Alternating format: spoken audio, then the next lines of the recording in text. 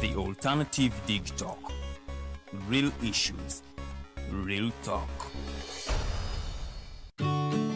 Hey Teddy, have you noticed how little attention science and health issues get in the media? Totally, Edgar, yet science information is very important. Yeah, for sure. That's why the Health Journalists Network is here. How can they help? They are a group of journalists dedicated to advancing public understanding of healthcare issues through impactful reporting on health and science. Oh, really? Yes, they meet up every month with scientists and researchers, policymakers, and activists at the science media cafes. They then relay what they discuss to the public. Does that benefit us? Oh yes, very much so. This helps with health and science literacy for a healthy Ugandan society. Okay. I love getting informed about science and health issues. Health information makes all the difference between life and death. I'll look them up and engage them. That's great. They are based all over the country. Oh, okay. That's interesting, and they should be making real impact. They are empowering health communities through journalism. Journalists can save lives just like doctors.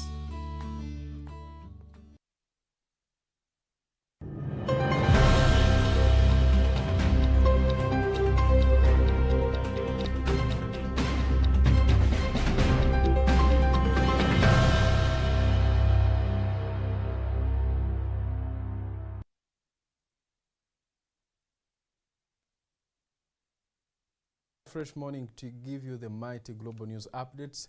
Thank you so much for tuning in to the Alternative Dig Talk TV. My name is Kenneth Rubatsimbira, and this is the Mighty Drive show that runs Monday to Friday, 8 a.m. to 10 a.m. We give you news that is reliable, that you can always rely on to make an informed decision.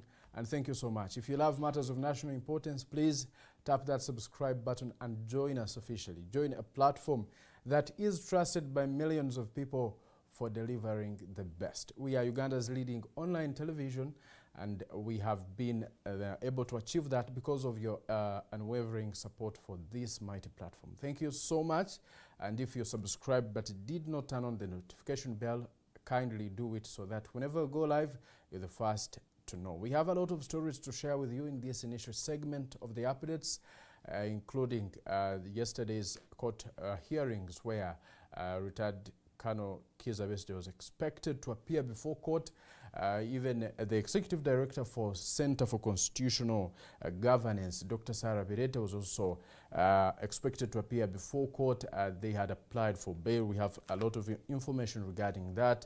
Outside Uganda, we are learning of the continuous threats between the United States and other European countries on Greenland issues. So please stick with us. After these updates, we'll be having our guest to discuss more about employee rights and responsibilities.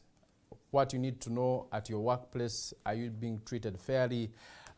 What are those rights every employee should be enjoying without being limited by their bosses? You have to know all of this information. We believe it matters. And now, moving straight to our updates, Dr. Sarah Birete, the Executive Director for Center for Constitutional Governance, yesterday was expected to appear before court, and it did happen. She was brought to court but asked for bail, and that bail was denied. The court did not grant her bail. Yesterday at Buganda Road Chief Magistrates Court, she was further remanded as the court deferred the ruling on her bail application to now January 28th, 2026. She has been in custody for now over 3 weeks on charges of unlawfully obtaining and disclosing voters' information, and very many people have come out to criticize this. The prosecution challenged the financial capacity of the 4 sureties that were presented by the defense, saying they did not meet the criteria that is needed for one to be granted bail, especially that now the sureties did not match the caliber of now the accused, Dr. Sarah Birete. That is it, the information coming in from that side, amid criticism from several human rights groups who are saying that this is targeting all human rights groups in the country to silence them, especially those dealing in human rights. Dr. Sarah Birete is now in custody for over 3 weeks, and she will be brought back on 28th of January 2026. That is the information regarding that. The court says, the prosecution says they're still gathering more evidence, and now the defense says Dr. Sarah Virete should be granted bail, but we are waiting to see whether on 28th she is granted bail again. Criticism is very high among people, among several human rights groups who say that such is an attempt to threaten these organizations that deal in human rights. At a critical moment like this, where we are in elections, and we just concluded the presidential and parliamentary elections, and now several human rights groups were banned, and we are seeing this happening. Many are criticizing it as a politically motivated thing, that it is not done right. It is not following the law, and that is it for you. We'll be giving you more information regarding that as more information emerges. In the same way, Dr. Retired Colonel Kizza Besigye was expected to appear before court yesterday, but this did not happen. Only his lawyers were there, and they said that Dr. Colonel Kizza Besigye is not in a very good health condition to appear before court, although the prosecution wanted him to continue hearing the charges via Zoom, something that the defense did not welcome and said they could not tolerate that, referring to it as inhumane that a sick person would not be brought to appear before court in such a condition, that they should leave him to now get adequate medical attention and specialized treatment, that he is unwell. And this now aligns with what the wife to Dr. Kizza Besigye had said earlier on, saying that the husband, her husband is in a critical condition, that he had been taken to hospital in a critical condition, even unable to walk by himself without support, something that was later on not accepted by the security, by the prisons service. Frank Baine said this was not true, that Dr. Kizza Besigye was in a good health condition, and that he was not as ill as the wife was trying to say. But now we see he did not appear before court, saying he is very unwell, and now leaving many questions unanswered on what state could Dr. Colonel Kizza Besigye be in, with many saying that he is critically ill, and now his lawyers say that he should be taken out of the country for proper medical checkup and attention. That is the message coming in from Dr. Kizza Besigye. Has been in custody for now over a year on charges of treason. He was abducted from the nearby country of Kenya with other co-accused people like Haji Bedru Tade and others on this case. Many are calling upon the government to release Dr. Kizza Besigye. The wife was calling upon the President of the Republic of Uganda to release Dr. Besigye, saying Dr. Besigye is not a criminal, as they put it, but all of these are politically motivated charges. We will be giving you more information. Now, he will be remanded until 24th of February 2026. We'll be here to give you more information regarding that. All we ask from you is tapping that subscribe button. You join this mighty platform, and you do not have to miss any step of it. Now, away from that, we just concluded the presidential elections, and President Museveni won with over 71%, winning by a landslide. Many of his opponents are criticizing this victory, saying all of this is fake, especially the leader for the National Unity Platform, Rubatsimbira. He said this victory was all fake, and not the people of Uganda, that they did not vote President Museveni, but they rigged the votes. As we speak, the family of Rubatsimbira says he is up to now in hiding because of several threats on his life from the top government officials, citing out even the Chief of Defense Forces, General Muhoozi Kainerugaba, who is also the first son. The wife said that there are several attempts to harm his husband, to harm her husband, and that's why he is in hiding right now. Now, one of the people in the race who was in this race, the leader for the Alliance for National Transformation, General Gregory Mugisha Muntu, came out yesterday and said that as the Alliance for National Transformation, they have to sit down and assess themselves, see what went right and what didn't. What should the Alliance for National Transformation do next time round? And he said that now it is President Museveni in power. How are they going to help the people of Uganda overcome some of the challenges they are facing so far? When he was asked on whether he will go to court for all the irregularities that happened in this election, General Mugisha Muntu said that all that happened, they do not have the evidence. They did not have that capacity to gather evidence from over 50,000 polling stations in the country, that if they had enough resources, they would do that, get enough evidence, and try to find out more. General Muntu says there is a lot to be discovered, there is a lot to be asked on why over 10 million people did not turn out to vote, what could have caused that. But he says, as the Alliance for National Transformation, they do not have that financial capacity to now investigate this matter and find out, conduct surveys to know what really made these people, over 10 million people, fail to turn out and vote. And that he said they are trying to find out which non-government organizations to work with, and they help them get this evidence, get this information on why very many people did not choose to be part of this electoral process and even vote. And they say that as the Alliance for National Transformation, they are planning on coming with the accountability for all the money that was given to them during their fundraising campaign, during campaigns, that they want to be transparent to their people, and they are soon giving out that accountability on what their money did, how did they use it, how much did they receive, to prove how strong and willing the Alliance for National Transformation is ready to give information regarding their party to the people who support the Alliance for National Transformation, and prove to them how a right political party should be conducting itself. He was also asked on whether the Alliance for National Transformation will be joining the iPod, given that they now got one member of parliament on their party ticket. General Muntu said that that cannot be answered by him alone. As the Alliance for National Transformation, they always sit down and find out what steps or to take. The decisions in the party are not made by one individual, but they are made by the entire political party.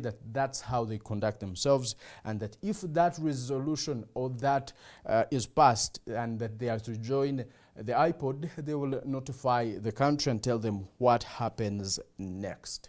Today, still away from that, we are holding the mayoral and local government elections, and we have seen so far early this morning some of the polling stations have already received the voting materials. The ballot boxes have already arrived, and some necessary equipment on some of the polling stations, at least here within Kampala.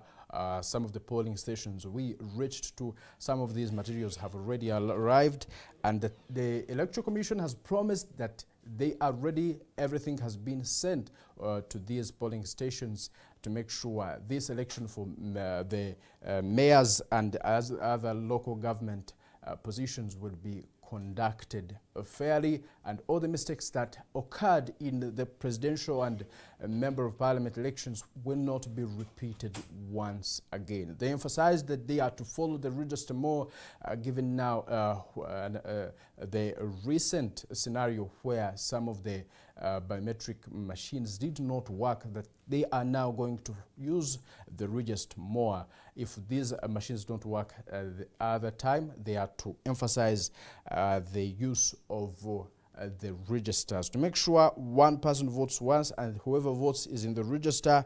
No other outsiders are given this opportunity to vote when they don't vote from that particular area, ensuring that the process is very transparent, and they help to conduct that free and fair election. That is it. We urge you to go out and vote today.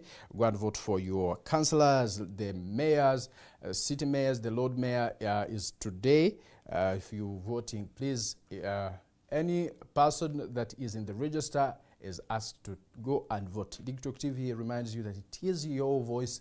Your vote is your voice. Go out and vote. Now, outside the Republic of Uganda, as Digital TV always take you even outside to tell you what's happening over there, because you need to know that too. Now, following the lot of pressure that has been put on President Trump after capturing the president of Venezuela, Nicolas Maduro, he has not stopped. Now he is continuously threatening other European powers that he wants to take over Greenland. Greenland was part of Denmark, and for so long it has been part of Denmark, but now President Trump says they want to take over Greenland for their security reasons. It is a strategically located island, and that they need it as the United States of America for their security and for the security of all European countries. That if the United States does not take Greenland, China and Russia could use that opportunity and take over that particular area, which could be a threat to both the United States, given that Greenland is very close now to the United States, a threat still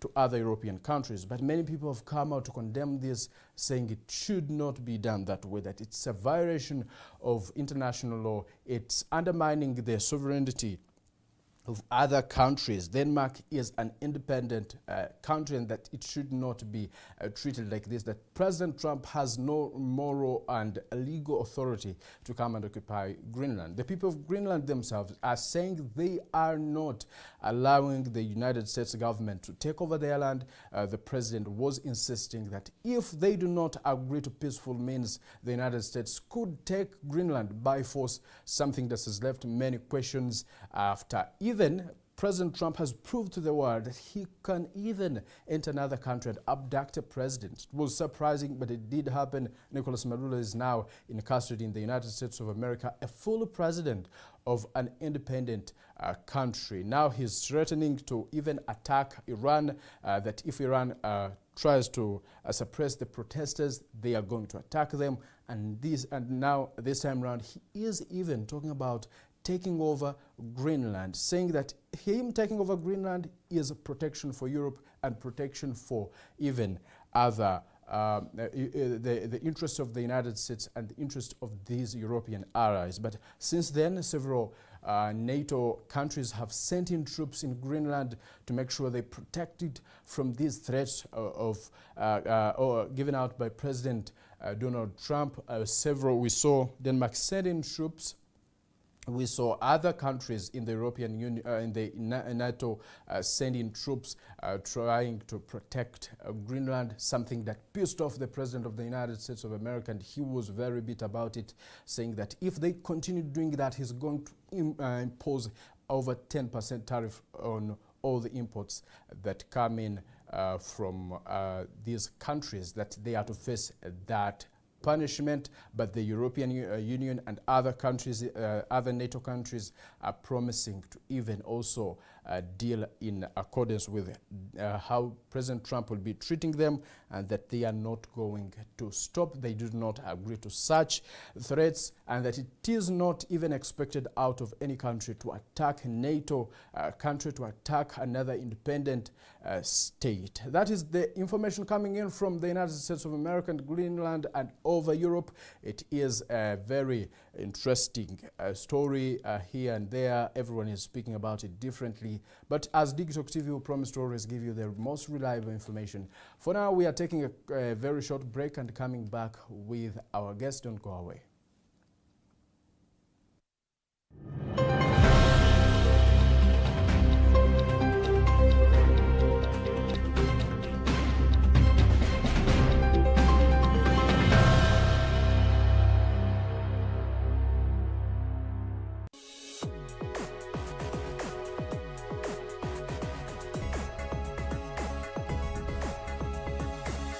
The Alternative Dig Talk.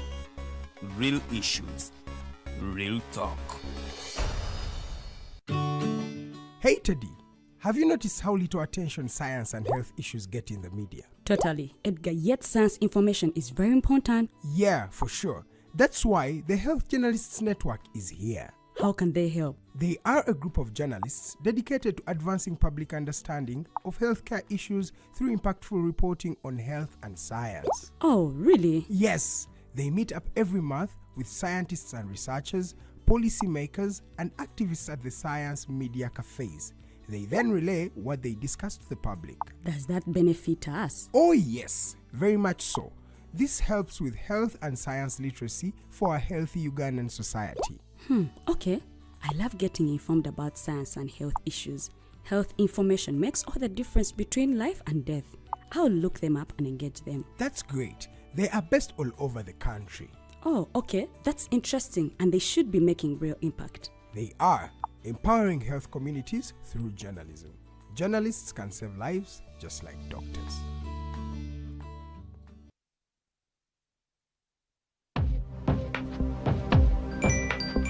But at the church, though, Tawali man, what's up? man, can you imagine people just dump everywhere? Someone drinks water and throws the bottle wherever. Come on, Rogers. What else do you expect people to do with an empty bottle? Simanya now, Bikoda. Did you know that plastics take at least 450 years to decompose? What? That's a long time. Exactly. Because plastics are made out of a lightweight and flexible material that doesn't decompose easily. And plastics everywhere in the environment cause plastic pollution. What is plastic pollution now? It is the accumulation of plastic waste in the environment, like bottles, polythene bags, straws. All of these contribute to plastic pollution. I have been using them without knowing their effect. Yeah, a lot of people have. Plastics are a danger to the ecosystem, both on land and in water. So how can we overcome this problem? Is there something we can do? Oh yes, we can reduce by minimizing the use of plastics, reuse by repurposing them, or recycle by collecting and processing them into new products. Everyone wants to change the world, but no one wants to change themselves for the world. How about we change our habits for the world? And it starts with me and you. This message is brought to you by Alternative Digitalk.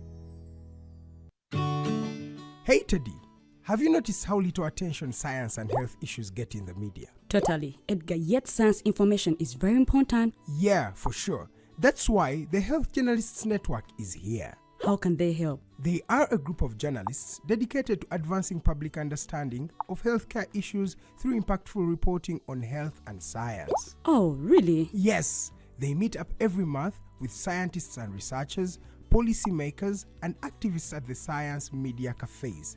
They then relay what they discuss to the public. Does that benefit us? Oh yes, very much so. This helps with health and science literacy for a healthy Ugandan society. Okay. I love getting informed about science and health issues. Health information makes all the difference between life and death. I'll look them up and engage them. That's great. They are based all over the country. Oh, okay. That's interesting, and they should be making real impact. They are empowering health communities through journalism. Journalists can save lives just like doctors.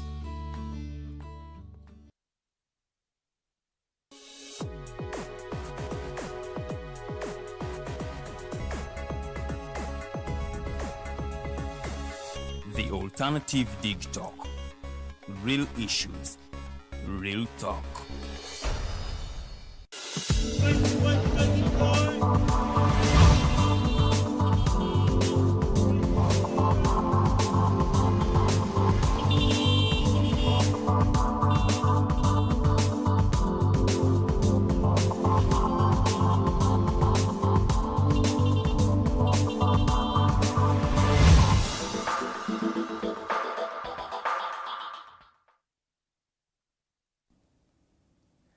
Kulikayo nnyo mu kuwummulamu kwe tubaddemu kulisayo mu updates nga bwe nakusuubiza omugenyi wange olunaku owange naawe amaze okuba nga ate atuuka twongere ate okuba nga tukuba ttooki ku nsonga enkulu zetusuubira nti zitukwatako ffe ng'abakozi bw'oba toli mukozi olina omulala akola kyetusuubira nti the largest percentage of Ugandans tuli bakozi tulina gye tukolera naye obadde okimanyi nti waliwo eddembe lyo ly'olina ggwe ng'omukozi eritalina kubanga ate likugibwako ate naawe akozesa okimanyi nti waliwo responsibilities obuvunaanyizibwa bw'olina okuba nga ate otuukiriza ku bakozi bo. Bangi mu Uganda olw'embeera y'ebbula ly'emirimu bayisibwa si bulungi ku mirimu eyo gye bawangaalira babeera mu toxic work environment naye nga teri option oba oliawo oba ne options gye ziri naye tulakinze platforms nga zino okuvaayo ne zitugamba kiki kirina okukolebwa singa oba oyisibwa bubi ku mulimu kiki kyoyinza okuba nga okola.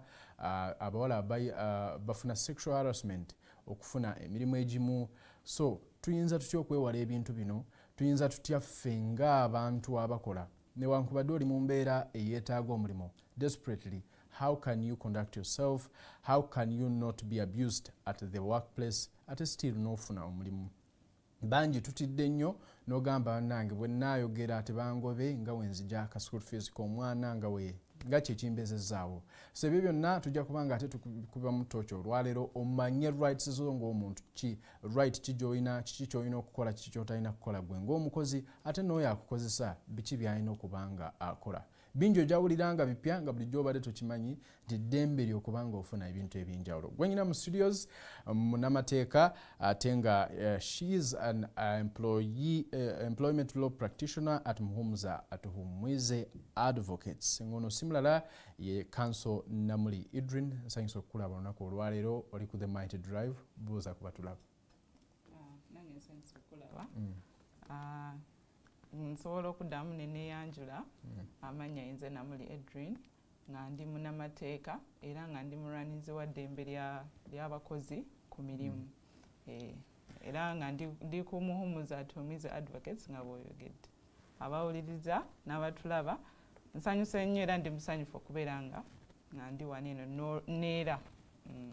Tweyanze nnyo tweyanze. Bw'oyogera kulwanirira eddembe ly'abakozi, oba oliawo oli aligambye wafuna motivation kiggwoku mu mirimu gyonna egiriwo okusalawo okulwanirira eddembe ly'abakozi? Kintu ki ekyakumotivati nga wali victim ku mulimu gye wali n'olaba nga oluusi ne bakuyisa bubi n'ogamba bulijjo bannange kino kye bayitamu n'osalawo balwanirire, oba motivation yava mu ngeri ndala nnyo? Motivation omanyi wobeera omunnamateeka kikukakatako okulwanirira eddembe ly'abantu. Teweetaaga kubeera nti oba wali onyigiriziddwako mulimu, just the fact that nti oli munnamateeka kikukakatako okubeera nga advocating for all the human rights. Naye kati nze olwaleero ngenda sinziira nnyo ku employee rights and employer obligations kubanga nti abakozi abasinga tebamanyi ddembe lyabwe ate n'abakozesa olumu babeera tebamanyi nti nze ng'omukozesa nina okukola ekintu bwe kiti, nze oba omukozesa abakozi bange nina obbayisa bwe bati. So tewali nti oba nali nyigiriziddwako. Yes, of course tubeera tukola era tukoze emirimu era n'olaba nga mu butuufu wenkolera waliwo ebimiisingawo byenina okufuna, naye ekisinga obukulu nti ndi munnamateeka era nga kinkakatako okulwanirira eddembe ly'abantu. That's interesting. Waliwo those key rights Munnayuganda oba omukozi yenna ze yali agadde amanye enkulu oba oliawo ze tutawadde nnyo mwaganya kufaayo kumanya oba oluusi ze tutamanyi omulabe waffe yali agadde okumanya rights ki ezo ezisinga ez'enkizo omukozi ze yali badde nga amanyi? Omukozi eddembe erisooka ery'omukozi olina okusasulwa payment. Abakozi abasinga abali eyo mirimu naye ng'ensasula ejja naye ng'ejja luvannyuma nga tejja nga we mwakkiriziganya n'omukozesaawo eryo eddembe erisooka nti gwe omukozesa olina okusasula omukozi gw'oba okoze ki gw'oba okozesezza. Eryokubiri omukozi alina eddembe ery'okubeera nga bamuprotectinga ku mulimu gy'akola. Protection esobola okubeera nti omulimu gwenkola it's dangerous, gusobola okuntusaako obulabe essaawa yonna.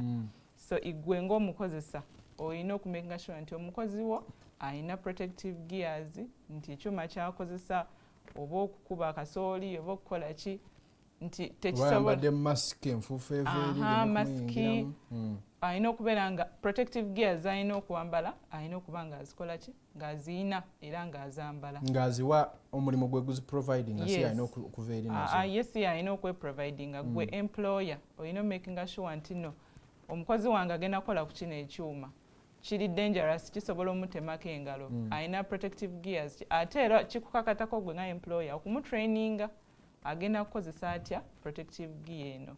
Weba mask bajambala batya okubanga fumes teziyingira. wekuba nga chemicals gloves ozambala otya okuba nti tezikoonako ebyo byonna. Ekyokusatu employer alina providinga leave.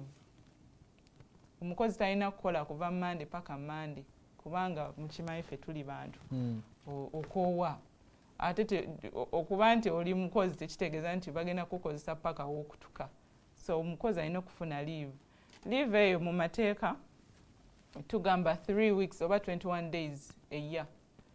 Osobola okuzitematemamu okusinziira n'ogamba nti luvannyuma lwa myezi 4 tujja kuwayo 21 tutemako n'ofunako nga 5 then another myezi 4 n'ogenda n'owummula n'emyezi emirala bwe gijja era ne tukuwaayo n'ogendera n'owummula bwe batyo. So eyo leave gye tuyita annual leave erina okubaawo gwo employer olina ogiproviding omukozi wo so that tabeera overworked. Ekirala sick leave, olwadde w'olwala wadde nga ziri annual leave, that annual leave already wagi exhaustinga naye ate ndwadde nkola ntya? Amateeka gagamba oyo employer nti olina okumakinga sure nti omukozi wo w'alwala tomukozesa muwe sick leave agende yejjanjabe. Ate naddala abamu balwalira ku mirimu nobanga maybe fumes nga bwe tugambye zimuyingidde alwadde ate gwokoze eki ogobye mugobe. So ekyo tekibeera kirungi ate era tekikkirizibwa mu mateeka.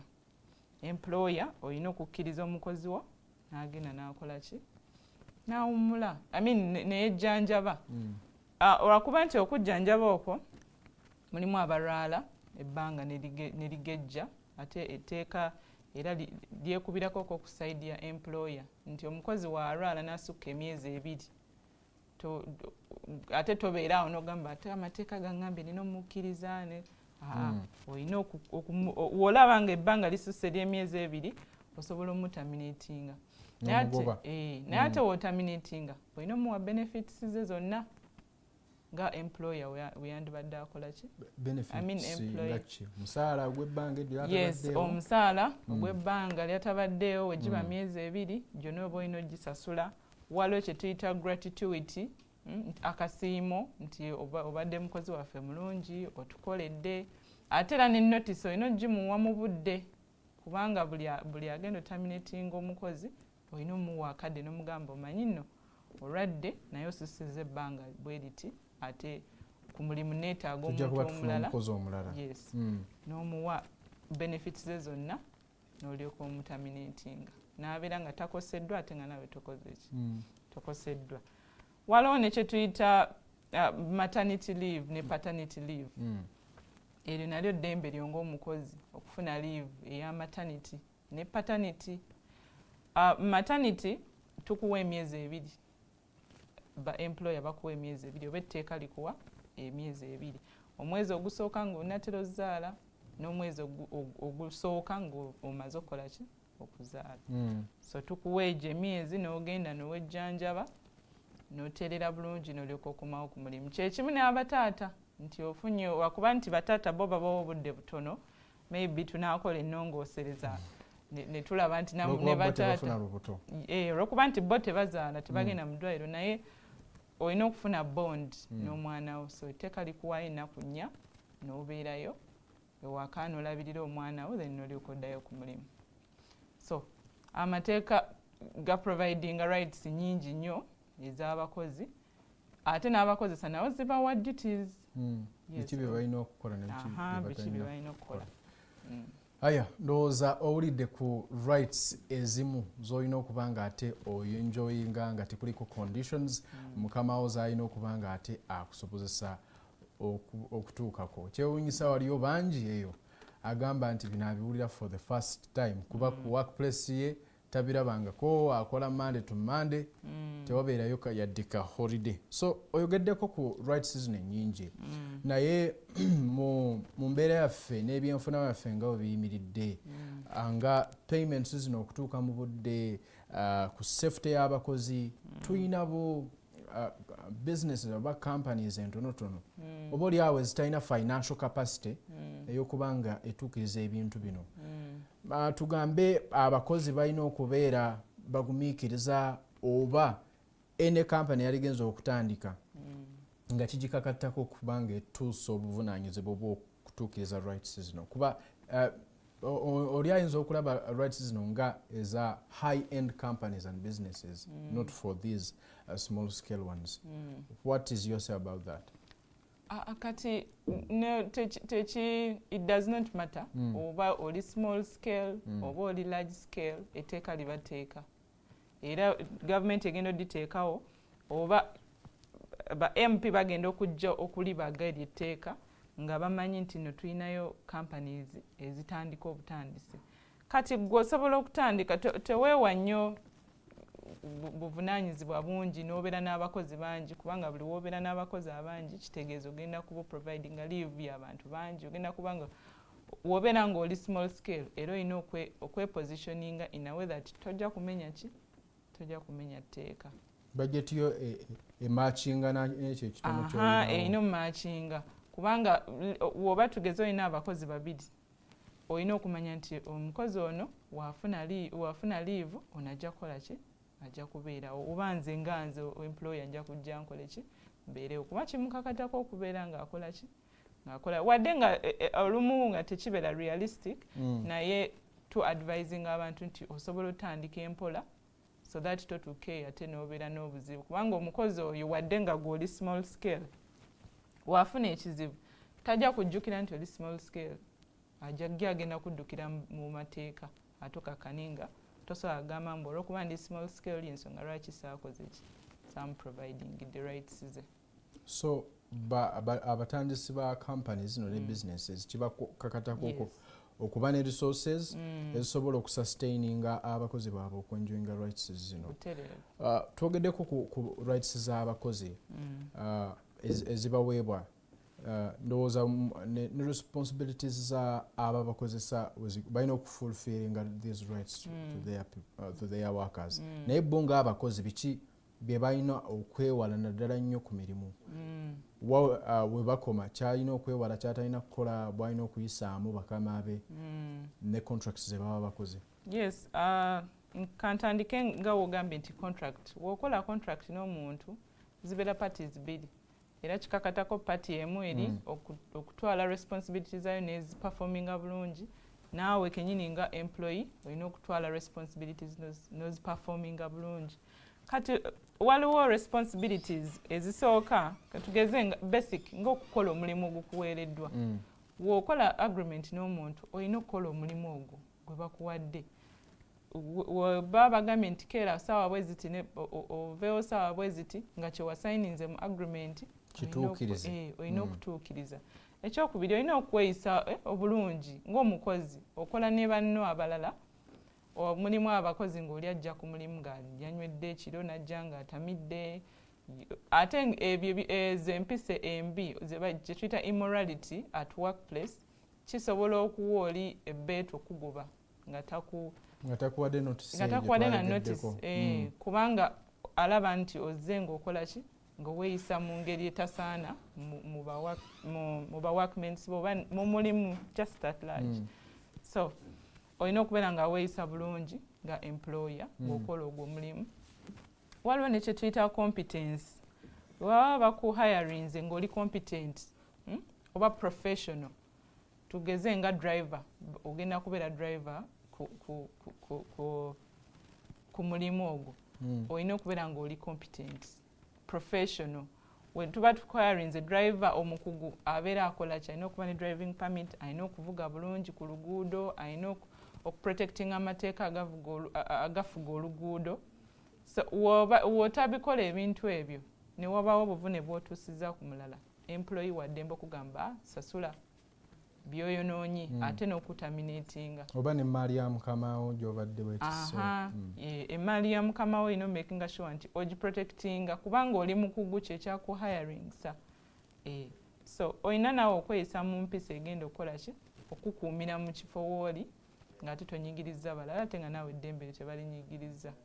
Wayogedde ku kintu kya sexual harassment eyo policy erina okubeera buli wamu naddala ng'olina abakozi abasukka mu 2 era tulina ba inspectors abajja ne balaba bw'okolera abakozi obayisa otya ba labor officers bajja naye wabatasangawo policy eyo eya sexual harassment basobola okuwenga kubanga omanyi buli wabeera abantu abangi wali bound okubeerawo ekintu kyonna waliwo emirimu gyogendamu nga woba tolese quid pro quo something for something they will not hire you so eyo policy erina okubeerawo okuprotectinga abakyala n'abaami mu nsonga za sexual harassment. tweyanzege oyogeddeko ku engeri rights ezimu ez'abakozi gye ziyinza okubagibwako olw'ebikolwa byabwe ebimu so etteeka bwe lityo bwe lirambika nti singa babaako bye bakola nga tebisuubirwa mu contract yaabwe rights zino zetwogedde ziba tezikyakola by that time. Rights zino eno waliwo rights zetutasobola tetusobola kuziteeka bbali newankubadde nga waliwo agreement naye waliwo wootuuka nga osayinize agreement eyo kati example ng'eya working hours etteeka litugamba omukozi alina okukola 48 hours a week kati ze ziringa nga 6 to 7 hours a day so omukozi asobola ogamba nti anze nja kusukka mu 7 hours oba mu 6 hours naye 6 hours ezo tukoze tutya tugenda zikuwanga muki sente kati nga weekend mulimu abatakola weekend mulimu abakola weekend aganze nja kukola weekend ebaba balina ogikola ki gikucompensatinga mu sente so eddembe lyo liri lisobola okuddako ebbali eryokubeera nti okola 6 hours naye ne tuli extendingako kubanga gukkiriza ng'omukozi nti nja kukola nekuki ne ku weekend olw'ensonga nti bajja kukola ki bajja kuzinsasulamu so eddembe erimu tusobola oditeekako ebbali katono kubanga omukozi akoze eki akkiriza naye ate waliwo eddembe lyetosobola kukaanyaako nti akati nzikanyiza you will sexually harass me at work no kubanga wakoze kino bw'otoyagala ngenda kukugoba ekyo tuba tetujja kikaanyaako wadde ng'oli wamukozeseza ensobi n'omusigning agreement. Yes.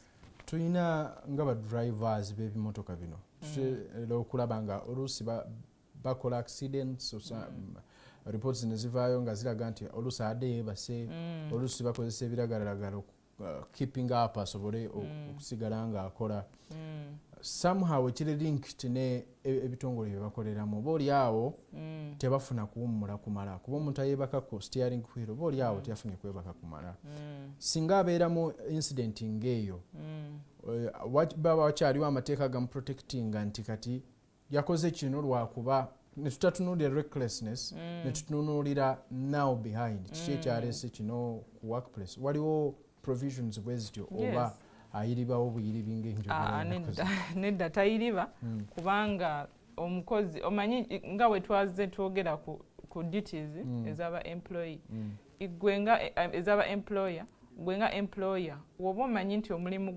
gw'owadde omuntu ono gumwetaaga n'aba nga tali overworked kyova laba abadrivers abo bamanyi obbawa batani boys ate nga ne tani boy naye amanyi okukola ki okuvuga oba an extra driver nagamba mubeere badriver babiri nti gweovuga okuva wano paka wano n'omulala n'avuga okuva wano paka wano policy eyo eba erina okubeerawo naye buli weetabeerawo kigenda kudda eri ggwe omukozesa kubanga onajagamba nze ku mulimu gwange baŋŋamba nina okuvuga straight okuva wano paka malaba oba paka ku board ey'ensi endala so wobanga okisazeewo nti kijja kuba bwetyo ogenda funa driver omuntu ogenda namuwa assistant ekintu kyonna ekiba kibeerawo whether he was reckless oba he was not reckless gwe nga employer tetutunulira recklessness essaawa eyo tutunulira tugenda tunulira omukozi akoze ebbanga ki ali overworked era byo ebintu ebisinga kyova laba companies ezisinga zezisasula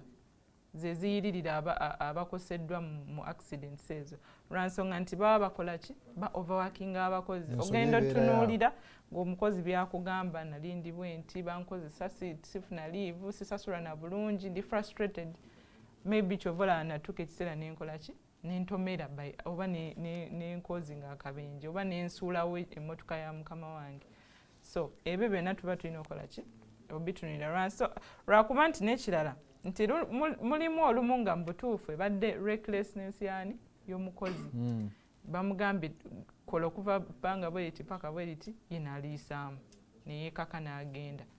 So wobanga recklessness eri kusaidi yo ng'omukozi era liability ebeera ku ggwe. Ku some of these rights waliwo oli ng'agamba ngenda tuuka ku mulimu tewaliwo provisions bwezitibwe kuba akolamu katugambye nga steel factory naye temulimu protective gears. Ali mu desperate moment yeetaaga mulimu. Wandi mu recommended okuleka omulimu ogufaananganako bwe gutyo kuba after all yeetaaga ssente yeetaaga kubeerawo and the only job gyafunye these provisions are not there. What would be the best kati nze abantu mbagamba nti ogenda ku mulimu obulamu bwo bwe businga nti osobola okugamba nti okay njagala zino ssente maybe omutwalo gubagenda okumpa buli lunaku naye ate ekyuma kino wekinsala nakola ntya banansasula omukono ne baguzaawo tebagenda kuguzaawo. So yes osobola okugenda kuba ssente ozeetaaga naye wootuukayo tandika okufuna musobola okwekolamu ekibinja nga mmwe abakozi kubanga etteeka libakkiriza okufuna labour union mugamba nti grievances zaffe tugenda ziyisanga mu kibiina bwe kiti.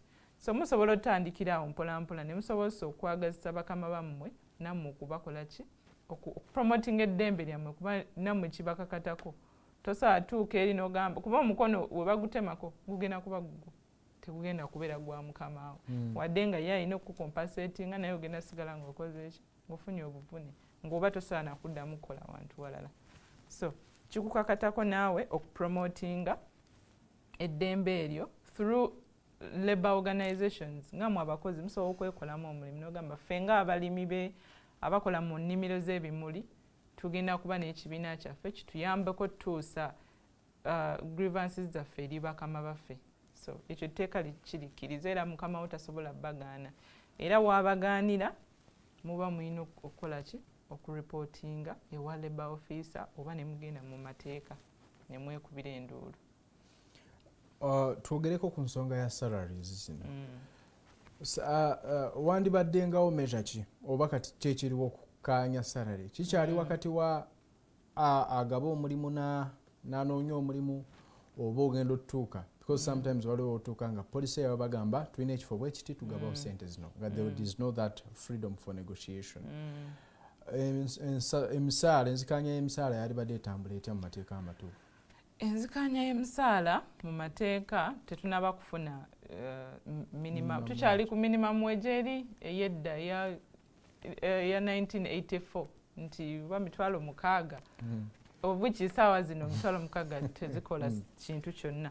So maybe ekyo kiri eri gavumenti ne ba MPs baffe betutaddeyo ku guno omulundi okutuyambako okukola ennongosereza mu mateeka g'abakozi okulaba nti tufuna ku kasente akakola ki akajja mu ekonomi yaffe eno gye tulimu nga tikagenda nyigiriza employer naye nga tikagenda nakunyigiriza ani employer oli naakola omulimu gwe nga salary nga tekola ki tenyiga nnyo naye essaawa zino omukozesa wa ddembe okugamba nti ngenda kuwa ssente bwe ziti gwe n'okkiriza oba ogenda zitwala oba togenda zitwala naye nga gapa ekyaliwo tusaba ba MPs n'abalala stakeholders the ministries the government at large basobola otuyambako ne bakola ennongosereza eyo ne tuba nga tujja mu minimum salary nga waliwo nti tutandikira ku musaala bwe yes tugamba nti kale omukozi wawaka aba maybe asingayo wansi oba omuntu yenna omulala gwe tulooza nti gwe mulimu ogukyasembayo wansi asobola okubeera ng'afuna ku kasente akategeera. Olowooza ki ekiremesezza enkola eyo okubanga etuukako kuba waliko some attempts from different groups now like you n'abalala kiki ekikyalemesezza nfuna yaffe ey'eggwanga bakozi be batafaayo tebajumbidde kintu kino? Nze ndowooza nti ekikyagaanye kiyinza okuba nga ba stakeholders tebanabakiwa nnyo maaso kubanga nga economy tuli mu kula tetukyalinga bwe twali edda. So ndowooza twandirowoozeza nti economy weekula n'akasente omukozi kaafuna kakola ki keeyongeramu wadde nti ebisente ebizitwala bingi naye ate n'ebizireeta bikola ki weebiri. So ekiremesezza ndowooza tetunnaba kufuna nnyo muntu oba bantu oba ffenna ne tuvaayo ne tusituka ne tugamba kale kati olwaleero tukole ku nsonga bw'eti ey'abakozi tusobole olaba nti neevaayo naye nga ne ba stakeholders maybe twongeremu ku maanyi ministries gavumenti ebitongole bya bonnakyewa ebiyamba ku bakozi ffenna tukwatise wamu tulabe nga eddembe ly'abakozi likola ki livaayo nga lipromoting. Tulabyeko nga ne gavumenti abakozi ba gavumenti nga beemulugunya ku salaries ze bafuna and answers ze baali bafuna okuva mu bakulu zibadde nga zigamba bwemuba mukooya emirimu muteeke wansi ebikola tuleete abalala tubateekemu. Would that be the best option? Kubanga abakozi bwe bavaayo ne balaga obutali bumativu bwabwe gavumenti ebagamba oba okooya obusomesa genda olunda endiga tujja kufuna ayagala. Where does this leave us? Yenno enkola gye twalitambuddemu kino kirekawo eddembe ly'abakozi bwe tuba nga tula threats nga zino ku bano abagezaako okulaga obutali bumativu bwabwe. Of course si bwe twandibadde tukola kubanga omukozi wavaayo ne yeekubira endulu kigenda yamba gwe employer okulaba nga emirimu gyo gikola ki gitambula. Buli wonooleeta omukozi oli n'omugoba era noonagenda kujja gambe ngenda kukolayo byenkoze ebisigadde mbireke. So kiri eri gwe omukozi w'obanga oyagala kati nga gavumenti w'obanga oyagala abantu batuuseeko bye beetaaga mu bwangu bwenga gavumenti omukozi ono olina omukwata bulungi kusinziira ku mateeka. Sigamba kubasuusuuta nti kubawa ssente zisingako awo naye bawulirize then oteese nabo kubanga at the end of the day bagenda kuyamba ate naawe okole ki obayambe. Obaddeko mu field olabyeko ku I believe you have handled some cases eza abakozi ze bafuna toxic work environment. Uganda ng'eggwanga, how would you rate us in terms of protecting these rights? Tuli bubi eyo mu mirimu gye tuwangaalira olabye nga percentage ennene ey'abakozi eri mu mbeera etya? Tukyetaaga nnyo okumanyisa abakozi kye balina okukola n'abakozesa kye balina okukola kubanga okusinziira emisango gijja tibantemyeko omukono ne bampaayo emitwalo 10 ne baŋŋamba ngende nejjanjabe we nagenze okuddayo ne bansibira wabweru w'eggeeti oba nze bangobye tebakoze ki tebansasudde. Emisango gye giri mingi nnyo tulina ne case backlog gyeri ebintu emateeka tegali mu kutambula lwansonga nti issues ezijja nyingi. So kyova olaba abantu nga ffe tuvaayo n'ogamba leero kanjogere ku kintu bwe kiti so that n'omuntu ali eyo abadde maybe tamanyi nti kino nino kikola oba nti no kino bwe sitakikola omukozi asobola okugenda nandoopa n'ensasula naye yeekuba mu mutima n'agamba kankyuseemu kale wano eno so that sinyigiriza nnyo n'omuntu naye nga ng'eggwanga tukyetaaga nnyo emikono emirala okujja tukwasize wamu tusobole okupromotinga eddembe ly'abakozi. Bantu kyabo abasinze okuvaayo bano ba elite class abasomyeko mwafunyeyo ku bano ba casual workers nabo nga bavaayo babatuukirira oba kikyali kya bano abategeddeko ku mateeka abasomyeko? Abasinga obungi be ba casual workers kubanga bano ababeera mu corporate world ye asobola okukola ki okuvaayo n'ayogera ye alikoko ku level esobola okutuula ne mukama we n'amugamba bosi ono yakoze kino bwe kiti ne bwe kiti oba njagalako ku salary ekola ki esingako ku eno. Naye ate bano abakozi abeeno wansi abafuna ssente ntono banyigirizibwa nnyo olwansonga nti akasente oba okaagala oba tolina kyakukola naye ate oba onyigiriziddwa. So emisango egisinga okuvaayo gye gyaba abakola ki aba casual workers nti bo tebatera nnyo okufiirwako naye ate nga nabo bakozi ng'ate eggwanga era libawa eddembe lyabwe. So ba casual workers mulaba batandise okufuna motivation ebanoonya mmwe nga bannamateeka? Abasinga bavaayo lwakuba nti abasinga baba batya ebisale nti bwe naafuna omunnamateeka siina ssente ate zikola ki naye tubeerayo NGOs abannakyewa babagamba nti woba oyifunye ensonga jangu tugenda kukola pro bono tukuyambeko omukozi wakole ki aveeyo wadde nga tekinnaba kubeera so often naye olaba nti abantu era abamu abatono abasobola ovaayo bavaayo ne bajja ne beekubira enduulu. Ate ekyo kisobola motivatinga n'abalala. Kati waliwo kampani emu ze gye mmanyi sisobola gyasanguza naye erina abakozi bangi nnyo abavuddeyo nga kati baatuuka ne bakolawo ne bateekawo policies naye luli eri nga babagoba akuwaayo 10 n'agamba genda naye kati ogenda olaba nga bali batandise okukola ki okuvaayo nabo beekubira abamu ne babaloopa kati olwafiye ne batandika okutereeza ebintu kati tugendayo ne tulaba ne tu inspectinga ne tulaba abakozi obayise otya bwe twasookayo twalaba nga bingi ebimiisinga naye ate because abantu bavudde bagamba ekitegeeza naffe tusobola okuvaayo ne twekubira enduulu ogenda olaba nga bwemugenda okuddayo ku inspectinga nga gears baziina olaba abakozi bwe basula wayonjo babawo obukuumi salary bagifuna so buli bwe muvaayo ne mwogera ku nsonga bwe zityo abantu bafuna obuvumu okujja ne beekubira enduulu. Neyanze nnyo neyanzeege tukyali ku The Alternative Digital TV gwe eyakatwegattako ndina omugenyi waffe nze naawe olunaku ngono ye Counsel Nnamuli Edrine. She is an advocate and employment law practitioner at Muhumuza at Humwize Advocates. Tuli kuba tochi mu rights z'abakozi beki omukozi bye yali badde ate nga aweebwa rights kizayina okubanga afuna awataliiko conditions endala zonna naye biki byalina okuba nga atuukiriza okusobola okulaba nti rights zino asigala nazo tezimugibwako. Butya bwalina okweyisa tutegedde nti alina okutambula nga contract bwegamba newankubadde contract eyo terina kubanga ate emunyigiriza ng'emuggyako rights ze zino. Bw'aba akola extra hours alina okuba nga ate afuna payments zaazo oba compensation kwekyo. Ku nsonga ya salaries n'ebirala twongedde ndowooza gwe abadde naffe olina bingi byotegedde ate naawe yakatuuka ng'oyagala kutuuka ku ntandikwa ya conversation eno osobola okurewindinga. Tusangibwa ku social media handles zaffe The Alternative Digital TV ku YouTube and Facebook. We stream live and after we upload this message for you and I to learn more about it. Tugenda kubanga ate tuwumulamuko katono then tukomewo mu kitundu kyaffe ekirala twongere okukuba tochi mu ebyo na butya butuyinza okubanga ate tukola ffe ng'abakozi okufuna rights zaffe zino okudiscussinga fair salaries ate ne tubanga work environment gye tubeeramu tetunyigirizibwa tetutuukayo nga tulinga abagenze oba mugeyeena naye nga tulaba tugenze mu ssanyu jerere. Tuwumulamuko katono tukomawo.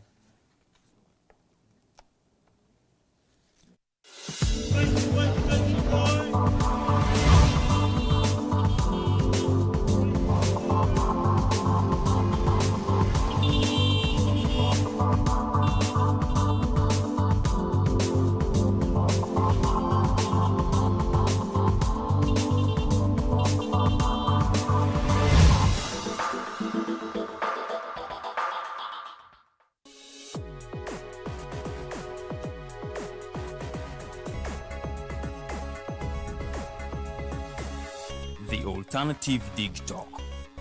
Real issues, real talk.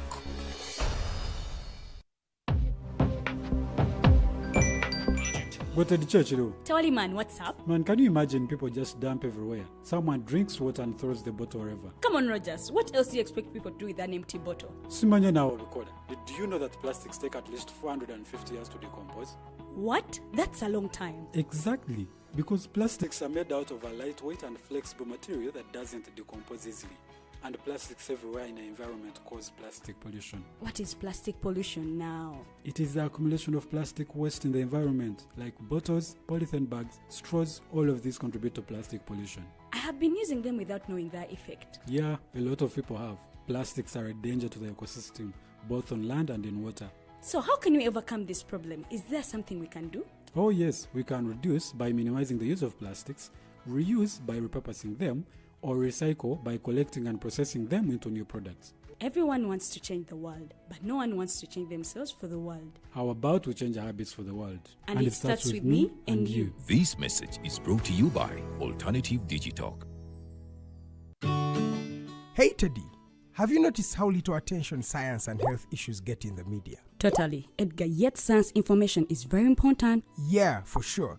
That's why the Health Journalists Network is here. How can they help? They are a group of journalists dedicated to advancing public understanding of healthcare issues through impactful reporting on health and science. Oh, really? Yes, they meet up every month with scientists and researchers, policymakers, and activists at the science media cafes.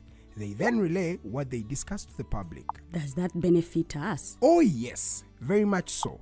This helps with health and science literacy for a healthy Ugandan society. Okay. I love getting informed about science and health issues. Health information makes all the difference between life and death. I'll look them up and engage them. That's great. They are based all over the country. Oh, okay. That's interesting, and they should be making real impact. They are empowering health communities through journalism. Journalists can save lives just like doctors.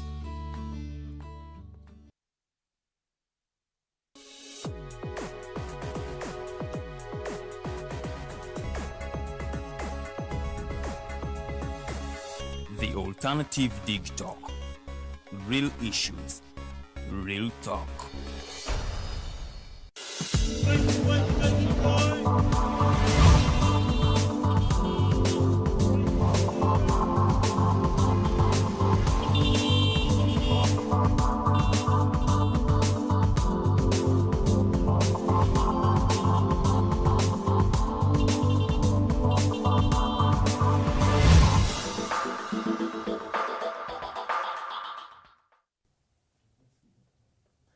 Kulikayo nnyo mukuumulamu okwo tukyali mu The Mighty Drive running a Monday to Friday essaawa zibeera 2 ez'okumakya okutuuka ate ku ssaawa 4 ez'akalasa mayanzi. Omwanjuzi w'olwaleero nze Kenneth Rubatsimbira tutera okubeera wano ne bannange abalala nga tudiscussinga ensonga enkulu oba matters of national importance nga tutunuulira ebintu ebyenjawulo. Olunaku olwaleero tutunuulira rights oba eddembe ly'abakozi gye balina okuba nga ate bafuna, biki bye balina okwewala, biki bye balina okusuubira ku mirimu gye bakolera, biki ebitalina kubaggyibwako. Rights ki ezo enkulu ez'enkizo.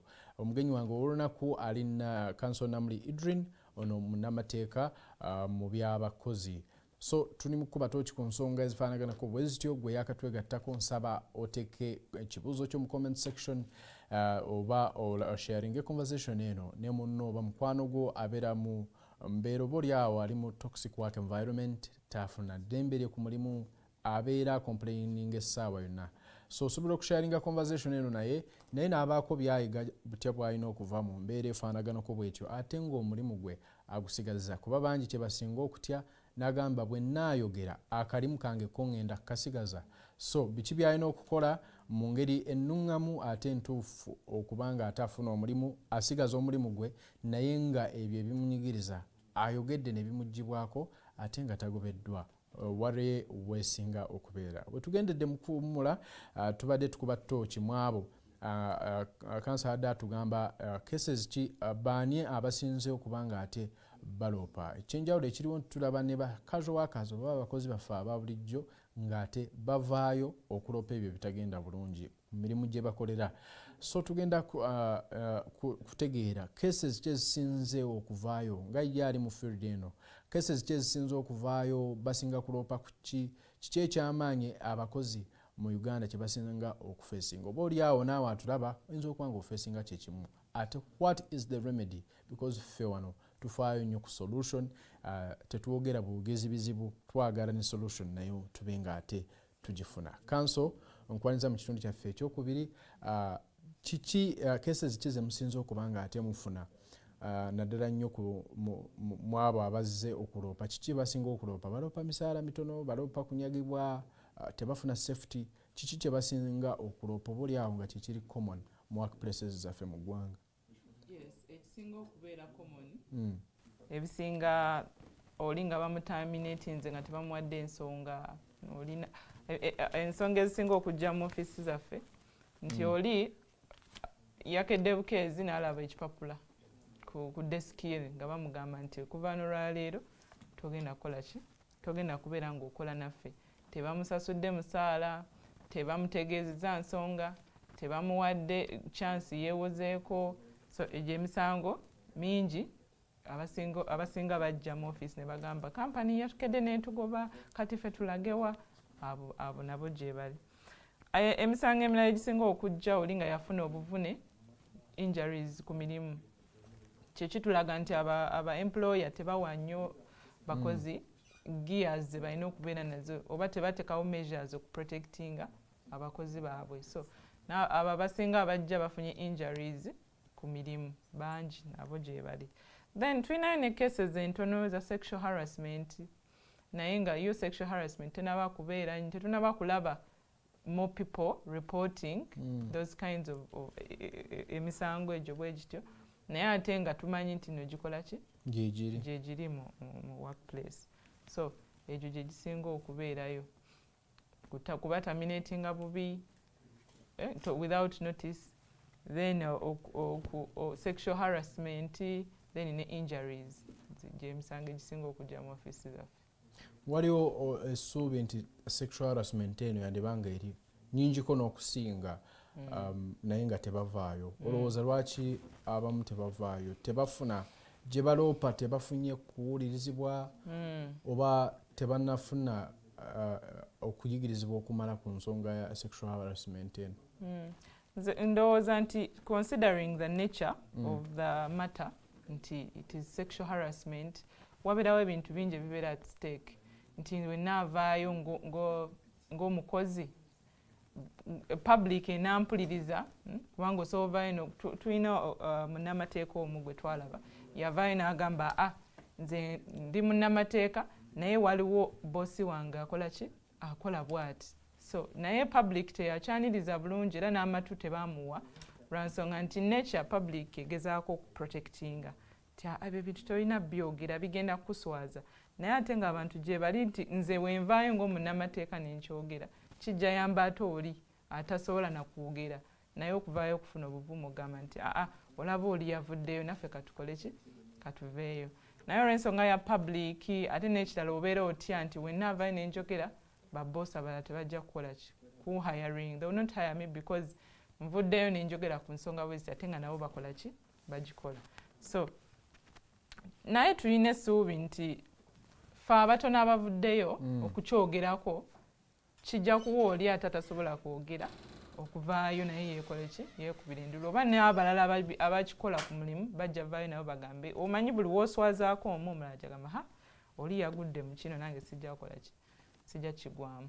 Naye ngaera tukyetaaga okusensitizinga public nti ensonga bweti bwekutuukako ku mulimu okola kino nakino olina okugenda n'ovaayo n'oloopa towetaaga kuvaayo mu mawulire n'oyogera naye waliwo emitendera gy'olina oyitamu. Oli waabanga mukozi munno yakuharasinze you can talk to your boss kubanga employer alina okuteekawo emitendera nti owabaawo sexual harassment tugenda gino gy'emitendera nti tulina disciplinary committee tugenda kutuuza tubawe mwena fair hearing tulabe ani yabadde omusobya then olumala tukole decision yaffe. Nze wemba siri contented ne decision gy'okoze nsobola okweyongerayo n'engende wa labor officer ne mugamba ensonga bweti teyakwatiddwa bulungi ku mulimu gwange naye n'abiyingiramu. So ate n'abalala gye bali osobola okugenda mu industrial court tulina kooti y'abakozi nga yo specifically ekola ku mirimu gy'abakozi ku nsonga z'abakozi so naye osobola okugendayo ne weekubira enduulu. Wali oli ng'atya agamba singa ngenda n'endoopa bijja kwasanguzibwa. Waliwo mechanism nti aloopa privacy ye ekuumibwa ne bitafuluma mu mawulire kuba tulabyeko ng'ebimu bituuka mu mawulire oluusi oli n'ayitawo ne baga oyo nno bamuharasinga sexually nebeeranga branding gye bamutaddeko. Is there that protection? Protection tenaba kubeera nnyo y'amaanyi naye nga abamu bagezaako kuba kati emisango mingi nnyo giri ewa labor officer naye tetugimanyi naye nga tumanyi nti gikola ki gitambula. Ne mu kooti zaffe eyo tulina protection of a witness nti woobanga olina ensonga gy'oyogerako naye nga twagala tukuprotecting tusobola okuteekawo measurements ezikuyamba n'obeera protected naye ate nga tekinaba kubeera nnyo ndowooza that is the reason lwaki abantu abasinga tebavaayo kubanga bagamba omunnamawulire n'akigwako kino agenda kiteekawa mu mawulire ate nswazibwe. That is the reason alina abaana alina family. Yes, alina abaana alina family ogenda okukanga ng'akoze ki nga kisirikidde nga takyogeddeeko. So measurements weziri naye ntono tukyetaaga okukola ki okubayambako so that omuntu asobola ovaayo freely n'agenda n'aloopa ate n'afuna obwenkanya. Ku nsonga ya sexual harassment still waliwo reports ezimu eziraga nti wabeerawo abo abayaayeyaye babagezigezi ayagala okukozesa that opportunity okubba mukama we n'afeekinga n'agamba abadde agezaako kuntuusaako sexual harassment. Mu mawanga ag'ebweru nga mu Europe ne wa n'okuyita omuntu erinnya ery'omukwano bagibalanga harassment. Ffe mu Uganda wano, what is the clear explanation of sexual harassment? Sexual harassment it is oba kale kankiyite okweyisa mu ngeri egenda okutyoboola omuntu kusinziira ku mubiri gwe, osobola okumukwatako obukwasi inappropriately, okwogera bwogeza ekigambo, that is also sexual harassment. Lwakuba nti nno tetulina tteeka oba lya muggundu eri streamlininga nti kuba bintu bingi nnyo nnyo bisobola waliwo abantu nga they text you inappropriately oba obeera oli awo mukama wo nakukubira essimu ku ssaawa 9 ogw'ekiro okitegeera noweebuuza nti mukama wange ssaawa 9 ngenda kuba era nawo ngenda kuba nkola mulimu okitegeera. So twetaagawo ndowooza nga wagambye nti ennongosereza okulaba nti ebintu ebyo tubikola ki tubiteekamu so that omuntu abeerawo ng'ali free from any harassment. So some texts zoyite ziri inappropriate bwotiyanga oli omukozi yeegombye munne ayagala ku maybe ku having a relationship naye still eyo fear tebeerewo nti bwenaayogera because it could be a natural thing oli neyeegomba munne n'amuwasa tulabye babadde ku workplaces later on ne beewasa.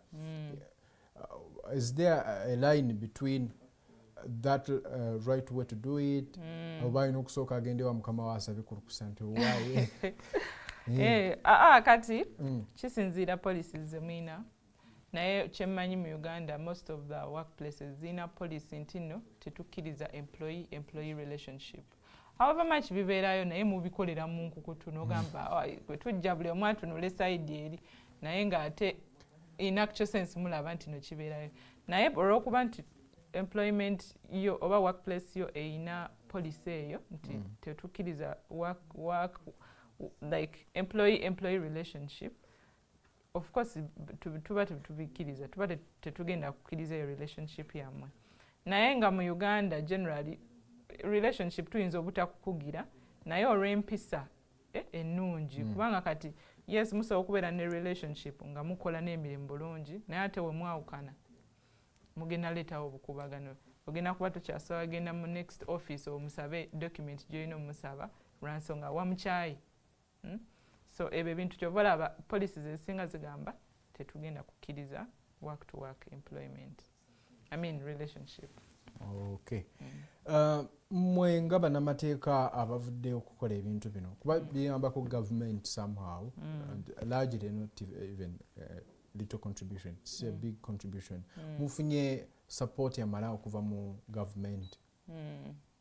Nze ndowooza nti kyandibadde the other way round nti ffe abandi badde bakola basupportinga government kubanga government yo kigikakatako okulaba nti tuli bulungi ng'abantu beekolera. So nze ndowooza nti twandibadde nti ffe abayambako government okugitegeeza ne muvaayo ne tulabanga gaps eziriwo ne tugenda ne tuteesa we batuteerawo platform we tuteeseza ne tugenda ne tubagamba omanyi gundi bweti ne bweti yeetaaga okubeerawo.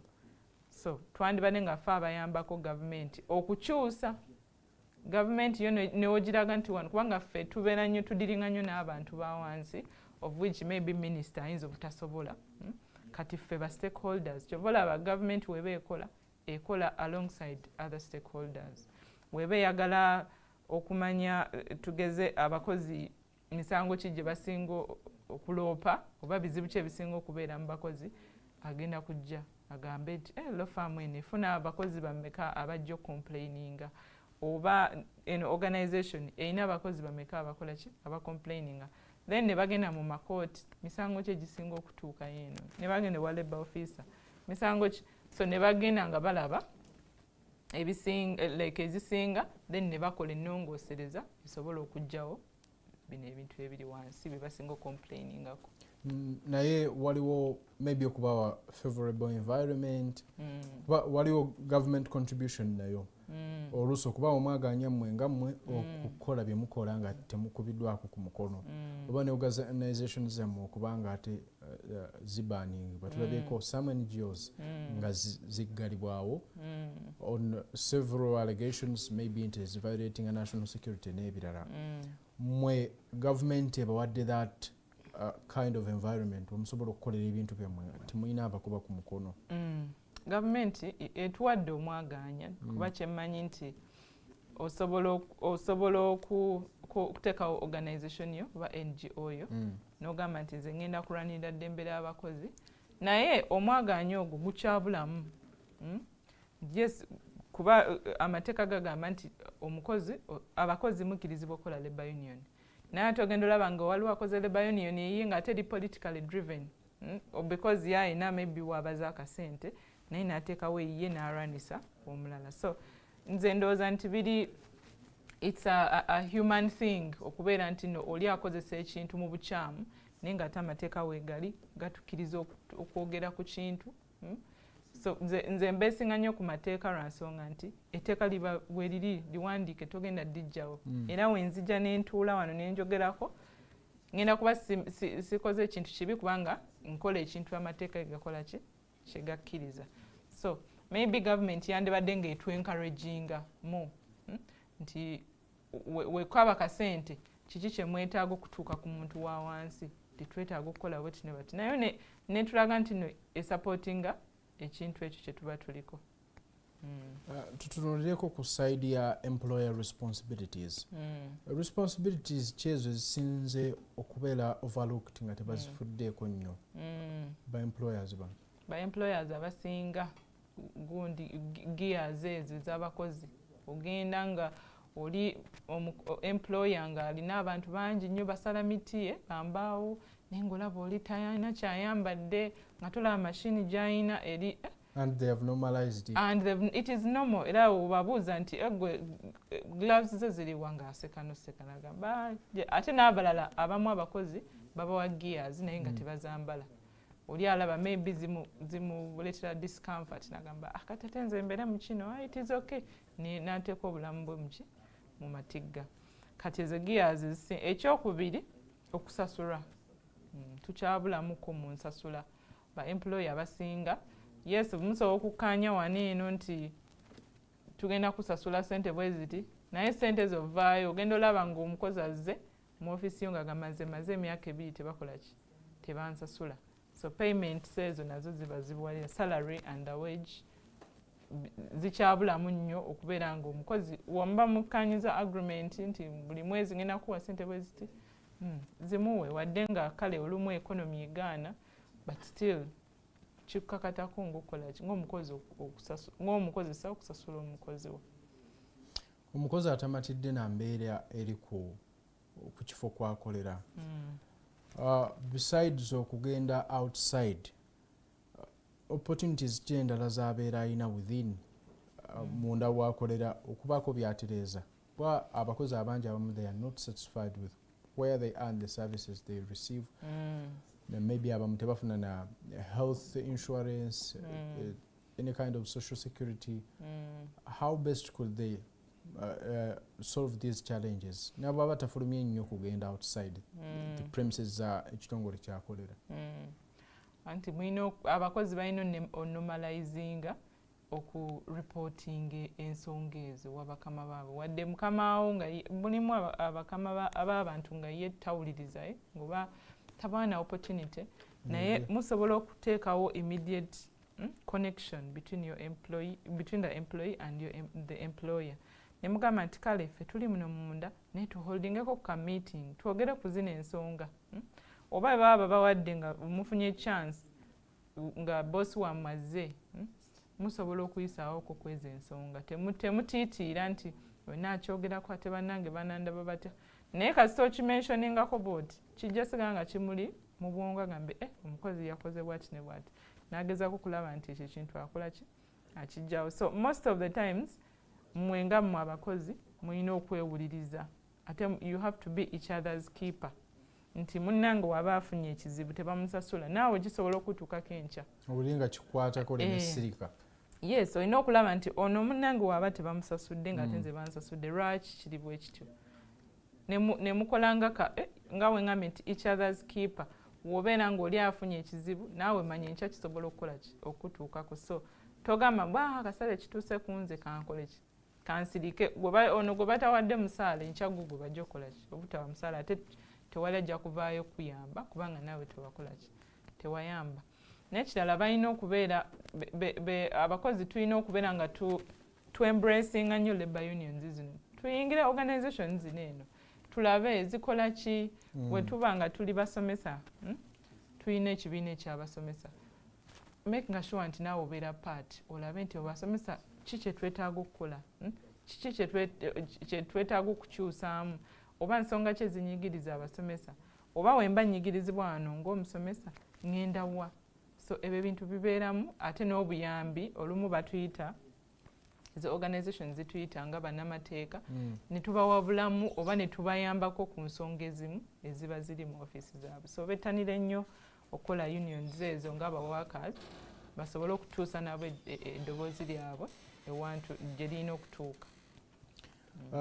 Bayinza batya okusaba ebintu bino within the means of these organizations ze bakoleramu? Oluusi tuyinza okugamba balina okuba nga bafuna benefits ez'enjawulo naye ng'oluusi yes benefits ziyinza okubaawo but not to their that high expectation olwa capacity ya organization.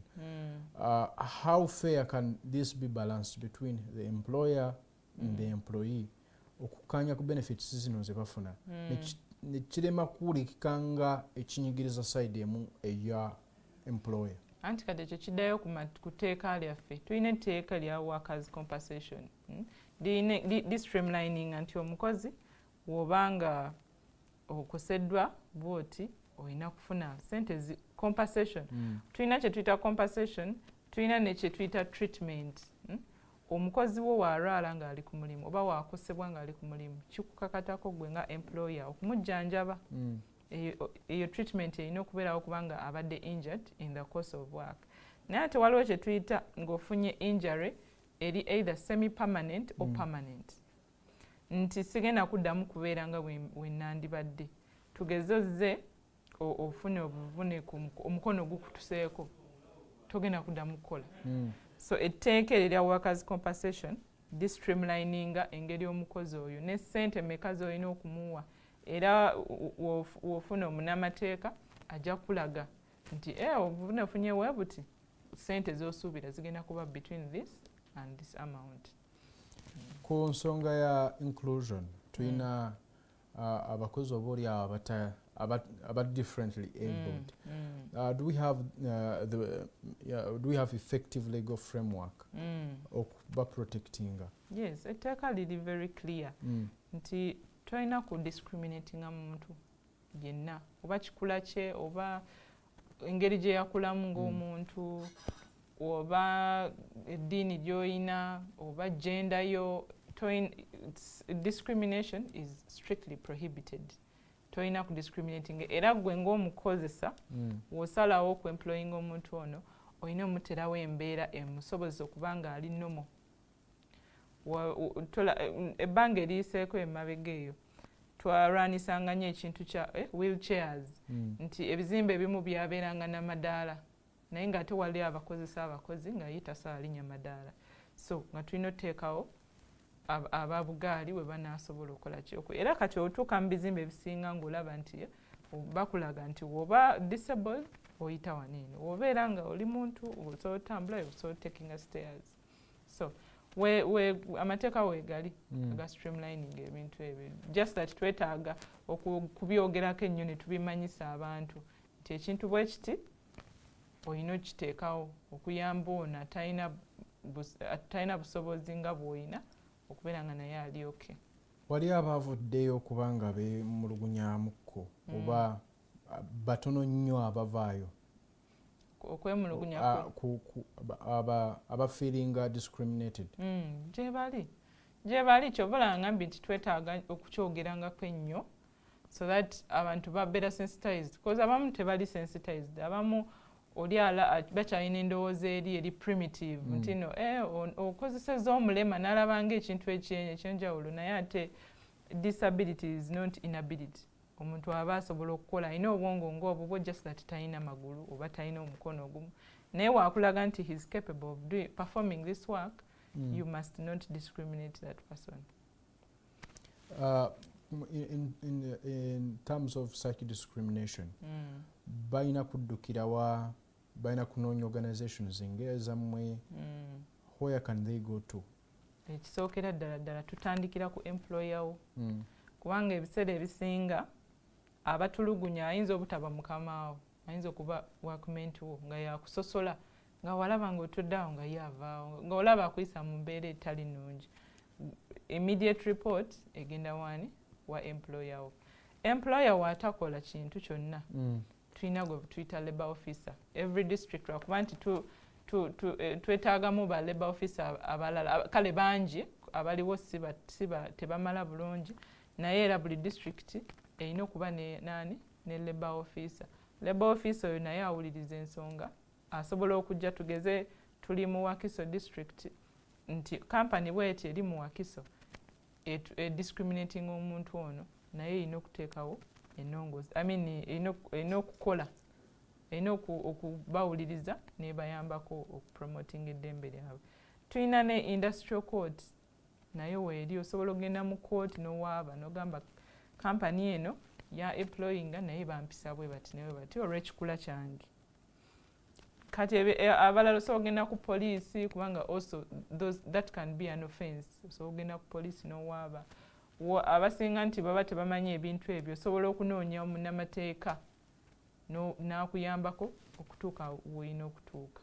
Ne NGOs gye ziri abamu bayinza okugamba nti maybe omunnamateeka mutya ayinza okunsaba ssente nnyingi ze sitalina genda mu NGOs ezo zibeerayo.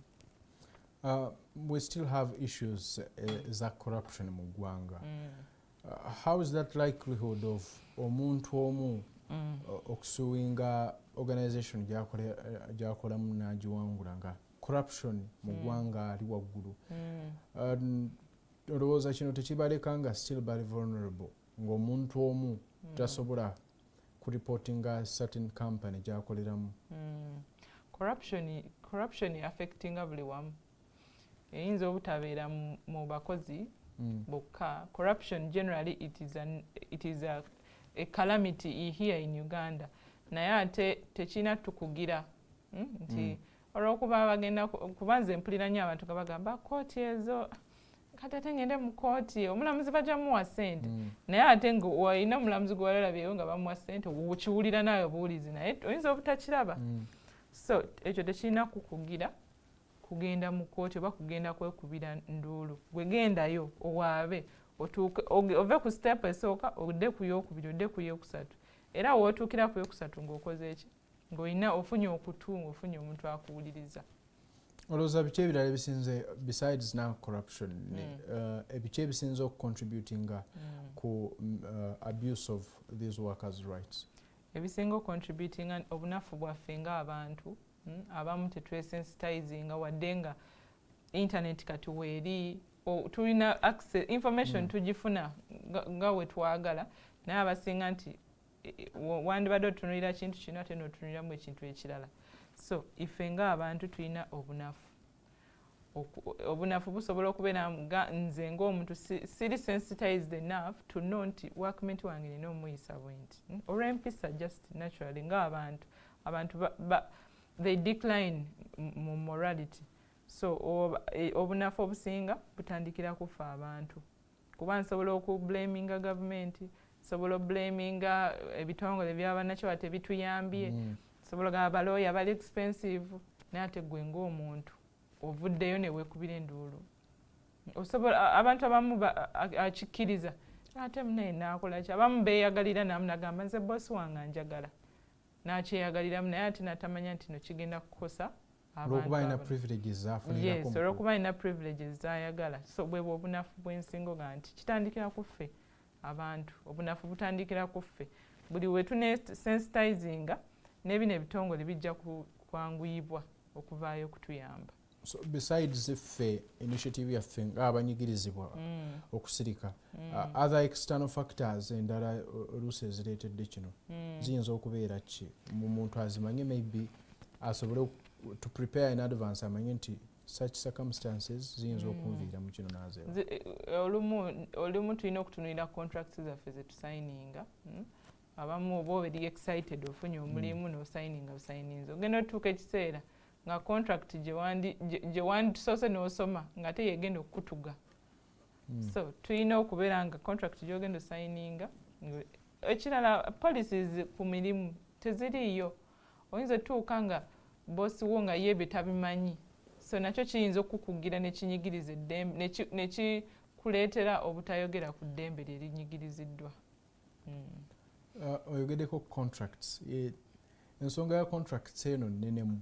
Abantu bandyeyisiza batya ku contracts. Balina kufunayo ba lawyers, maybe okutegeera some terms ezibeeramu.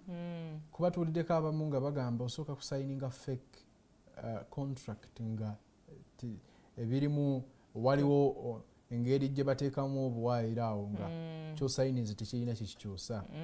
Ate later on ne bagamba kati ogenda sayininga contract entuufu. Omuntu oba omukozi yandyeyisiza atya, yandikoze atya mu kusayininga contract, yetaagayo legal advice from anybody? Nze kyenjogera ku ekyo tunomalizinge okunoonya bannamateeka. Kubanga ekintu kino sobola kisayininga kati n'obeera okay. Naye ate wekisayininga n'otuuka eyo maaso era ogenda kuddukirawa mu bannamateeka. So okugyawo ssente nnyingi ze wandispendinze okuva mu contract eyo ng'osasula omunnamateeka oba ng'ogenda mu kooti, munoonye kati nga wakasayininga contract ng'ogenda bakagikugamba nti okay contract yino funa looyawo oba noonya omunnamateeka omugambe agreement eno eri etya, biki bye neetaaga okunteeramu oba okugyamu so that nange mbeera ku mulimu nga I'm working freely nga ate I can freely exit kubanga togenda fiira ku mulimu. Osobola ofuna omulimu leero nga maybe guli awo then better n'ofuna omulimu oguli better. So ng'ate contract wali ekusiba. Ng'ate contract ekusiba ekugambye 2 years strictly wegiba tegiweze tovaawo. So noonya omunnamateeka abikunnyonnyole akugambe close bweti kubanga ffe tuli ba professional tuli bakugu.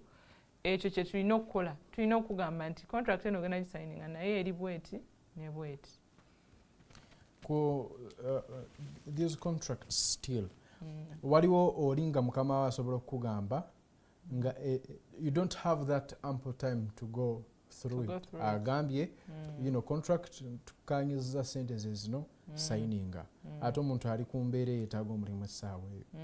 Oluusi akandibeera akatego okumusuula mu mbi bw'aba wamukisa oluusi nga contract kituufu ebaddemu ebyo bibakkaanyaako. What would be your advice on that? Advice yandibadde nti era still noonya munnamateeka kubanga nga kya bwangu oluusi nga kizibu okumufuna. Anti buli kyamangu era kiba kikuteeka mu risk. Buli kyamangu kyova olaba waliwo kye tuyita probation period. Probation period eyo oba tonasayininga ki agreement eyo. Noonya omunnamateeka omugambe omulimu kubanga olaba structure y'omulimu naawe olina by'osuubiramu mu ogwo omulimu. So munoonya omugambe waliwo ngenda kufuna omulimu bwe guti ne bwe guti naye ngenda biki byenina okusuubiramu mu ogwo omulimu. Ekirala mulimu bano abatamanyi luzungu nga te contract agenda sayininga ya luzungu. So kikukakatako gwe ng'omukozi okugamba agreement eno eri mu luzungu sigitegeera bannyinyonnyole kubanga ddembe lyo. Kisinga osayiningisa abantu agreements ezo nti aba ali ku bwangu ayagala mulimu naye ate ekintu ekyo kisobola okuviiramu akabasa n'ogamba kale singa namanya oba singa kale nabagamba singa nakola bwe nti. So okugyawo kiri ekya regretting later oba nawe kale weesensitizing. Funayo nnaku zino abannamateeka tuli bangi kale tetuli nnyo bangi naye weetuli at least increase ogiraba nti weetuli. Funayo kyaliwo nga munnamateeka omugambe mpisizaamu wano eno so that sigwa mu mu mbeera mbi in the future. Oyogeddeko ku contract okubeera mu lulimi lw'otegeera. Nendowooza oba waliwo other key issues omuntu ze yandibadde assaako ennyo essira mu contract oba ezifuula contract nti ntuufu nga bwe tutegedde nti erina kuba mu lulimi gwe lw'otegeera. Biki ebirala ebyetaagisa ebifuula contract by'olina okwetegereza ennyo ntuufu? Olina okwetegereza contract eyo gikoze naani, emirimu gyo duties zigenda kubeera ki, kubanga waliwo okutuuka nitugenda tukuhirinze nga driver the next day n'ofuuka asikaali n'okola obwa driver n'okumawo n'obiyimirira ku gate. So manya duties zange zigenda tandikirawo. So duties zirina okuba nga ziri well stipulated mu contract. Yes, oli alina kale tusobola obutakiteekawo ABCD naye at least waliwo range gy'otunula n'ogamba kale in general duties zange zigenda kuba za kuvuga kuva wano kudda wano, making sure nti ziri streamlined, obutateekawo gap nti nsobola okuwa omulimu omulala wemba njagalidde ate ku salary yeemu.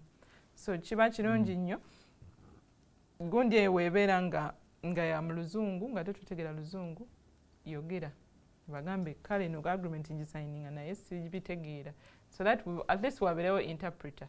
Ate interpreter alina okusayininga wali wansi nti akoze ki, nti akunnyonnyodde ebintu n'abitegeera, so that teweekyusa n'ogenda mu kooti n'ogamba ate bansayiningisa nze n'oluzungu sirumanyi. Ne bawozesa ggwe kati saawe baba baleeta interpreter. Interpreter ajja n'agamba agreement tewali saaliwo tewakola bwoti ne bwoti tetwakunnyonnyola bwe kiti alina okusayininga era afuuka mujulizi later nga maybe mwekyanze oba gwe ne employer wo. Weewaawo ndowooza bingi bye tuli mu kuyiga olunaku olwaleero gwe omukozi atulaba olunaku olwaleero ndowooza leero lwange naawe bingi bye tuyize tukwebaza Council Nnamuli Edrine. Tukyatambulira ddala ate ku nsonga eno naye nja kugala kubanga nkubuuza waliwo ekiseera ekituuka ng'oluusi oli ayagala kuva ku mulimu afunye omulimu omulala oba gupayinga better oba conditions zisingako wano ayagala kukyusa mulimu yasayininga contract erimu ebbanga nti olina kubeera wano oba emyaka 2 oba ensonga y'okuva ku mulimu nga bwe tutegedde nti ye nga bagenda kumugoba bamuwa notice ne bamugamba nti okusinziira kino na kino tujja kuba tufuna omukozi omulala ofune awalala naye ayina okukola kyekimu okutegeeza bano bakolera sometime before nabo basobole okweteeketeekera ani anaamuddira mu bigere. Contract eno nga bwe twayogedde mu kusooka nti eri two-way mugikola abantu babiri. Oli obuvunaanyizibwa bwe ayina obuvunaanyizibwa bwe naawe olina obuki obuvunaanyizibwa bwe. So ogenda okwekanga ogenda okwekanga mu contract eyo gy'osayininze mulimu engeri gy'osobola okugivaamu. Nti tusobola okugamba nti you will terminate us with a 1 month notice. I mean we shall terminate this contract with a 1 month notice. So kiba kitegeeza nti ogenda tuwa omwezi gumu ogwa notice, ogenda tutegeezaako mu mwezi gumu nga tonnagenda nti banaye mu period bweti ngenda kuba nkola ki, ngenda kuba nvaawo. Naye waliwo ebiseera ebisinga nga contract eyo testreamlininga ngeri gy'ogenda vaamu awo muba mugenda teesa ne mukamaawo kubanga ebeera nsobi yiyo nti tewatunulira contract eno nga ngisayininga bwe bateraga ngeri gy'ogivaamu mutuula nga employer wo n'omugamba nti ze ebbanga bwe liti mbadde njagala kukola ki, njagala genda n'akugamba maybe extend oba don't extend. Naye wekigaana nga employer takkiriza awo osobola okwekubira enduulu mu mateeka kooti yo neebasalirawo kubanga mu contract muba temwa streamlininga ngeri yaki, engeri y'okuvaamu. Watya ng'oli asalawo oba alemererwa okuwa notice eri bakama be n'asalawo ye abadde wakulabika ku Monday talabisi n'agenderawo ku mulimu omulala, biki ebiyinza okuddirira? Contract oba ogiyisizaamu amaaso era employer wo waddembe okukuba mu mbuga z'amateeka ate n'omuyiririra kubanga ye aba asibidde ku ggwe nti gwagenda okubeerawo osobola omukozinga financial loss. Kati ye ayina eddembe lye kuba ne employer naye ayina eddembe. Weda twogera ku ddembe ly'abakozi naye ate ne employer naye alina eddembe lye asobola okugamba nti nyingidde contract eno n'omukozi ono naye ate olw'okuba afunye benefit eno adduse kati naye waddembe okola ki okwekubira endulu n'agamba omukozi amenye contract eno so njagala andiyirire ate ng'era kooti esobola omuwuliriza. Protection kije employer gyafuna mu mateeka? Protection gyafuna esinziira wano mu contract gyakola era n'amateeka agaliwo agafuga abakozi nago gaprotectinga abakozesa nti waliwo ebintu ebimu nga employer naye nga katugeze nga obutakola mulimu laziness oba kusasula sente naye weebulankanya ku mulimu tokola employer awo naye bamuprotectinga bamugamba atogenda kukozesa muntu ng'ate takola ng'ate omusasula ng'ate takola by'omusuubirizaamu so waddemba okugamba va wano genda kandeete omulala agenda okukola. Tuyinayo bamaama oluusi ababeera nga breastfeeding mothers ku mirimu tulabye nga wali kalivu bafuna ka myezi 2 omwezi ng'ali towards okuzaala n'omwezi ng'amaliza okuzaala naye omwana gwazadde oluusi yeetaagako okuyisibwa ng'omwana afune breastfeeding wabeerawo provisions bwe zityo nti afuna eddembe newankubadde ali ku mulimu n'aweebwangako at least 30 minutes every day ayonse ku mwana we ne bw'aba alina maid basobola omuleeta n'amuyonsa omwana n'addayo ekyo tekiriwo ekyo weekiri kubanga etteeka lino eno litulagira omanyi tutunira zino working hours working hours ezo waliwo etteeka erigamba nti no omukozi oyo tujja muwanga 30 minutes break every day kati 30 minutes break eyo oli waddembe ogikolamu kyokola ki kyoyagala kubanga ebeera break yo so kyova olaba nga ako ka period wadde nga tuyinza obutakateekawo ne tugamba mbu buli breastfeeding mother kozesa no 30 minutes naye kiri eri break eri emuweebwa buli mukozi yenna oba oli breastfeeding oba oli just an employee tulina okuwa 30 minutes break n'obeera ng'osobola okukola ki okuwummulamu n'okola ekintu kyonna ky'oba okola ki ky'oba oyagala okukola. Essaawa zino 8 eziweebwa omukozi ziri straight nti bw'aba atandise go straight 8 hours non-stop oba kisinziira gwe osiimye ozitambuza? Kisinziira ku agreement yo gy'okoze ng'omukozi naye olina okimmanya nti at the back of your mind you have this period of work so kiri eri gwe employee ne employer okugamba nti mu zino 8 hours nja kuwummula mu bbanga bwe riti naye ng'etteeka ligamba nti omukozi talina sukka lwakuba nti waliwo abakola mu shifts waliwo programu ya shift era naye olina okuadjustingibwa mu ngeri enaafitinga mu hours amateeka gye gakola ki gye gagamba. Safety after work waliwo abakola mu night shifts nga bw'ogambye tulinamu n'abawala ng'ate bw'amaliriza ku mulimu tewaliwo wakusula tawaliwo security gy'atambulira nayo ku kkubo oluusi ne bagenda mu kiro ng'addayo ku mulimu wekireeta obulamu bwabwe okubeera mu matigga balowoozeddwako bo oba balina okulowoozebwako lwa nsonga era kiddayo eri ggwe employer nti woba omanyi nti olina abakola night shift totunuulirawo nga baliwo wokka tunuulira ne gye bayita gye basula kyobulaba abamu abasinga babeera ne quarters what they call staff quarters agamba mwaba naakolanga day in day out nsulenga wano kumpi we tunaabaweera obukuumi naye nga ebiseera ebisinga olina okufaayo gwe nga employer wadde ng'olumu katugeze nga abakola night shift basobola bagamba nti obudde bwe buti temukola ki temutambula we bukeera awo mukole ki mugende mudde ewammwe kati awo gwe ne kikukakatako mu employee okwekuuma nti we mba njagala fuluma zino essaawa it is amad risk noweekuuma gwe nga wekka naye nga ne employer alina oteekawo measures ezo okulaba nti naawe kubanga duty ate ye muweebwa kuva mu tteeka nti you must protect your workers in the course of work. Kitegeeza eryo etteeka still lituuka ne outside wakuba bw'aba mu contracting abasayininga nti okuva saawa bwe ziti okutuuka saawa bwe ziti abeera ku workplace then after abeera mu makubo ge singa omuwala we mu kukomawo ekiro oba omusajja yenna afuna obuzibu tukwestioninga muteeka tukwestioninga mukama we oba etteeka lye tulina ddyo nga ddyo mu ggwanga terinaba kubanga lirambulula ku nsonga eyo. Of course etteeka terinaba kulambulula ku nsonga eyo naye ate etteeka teriyimirirawo nga ddyo.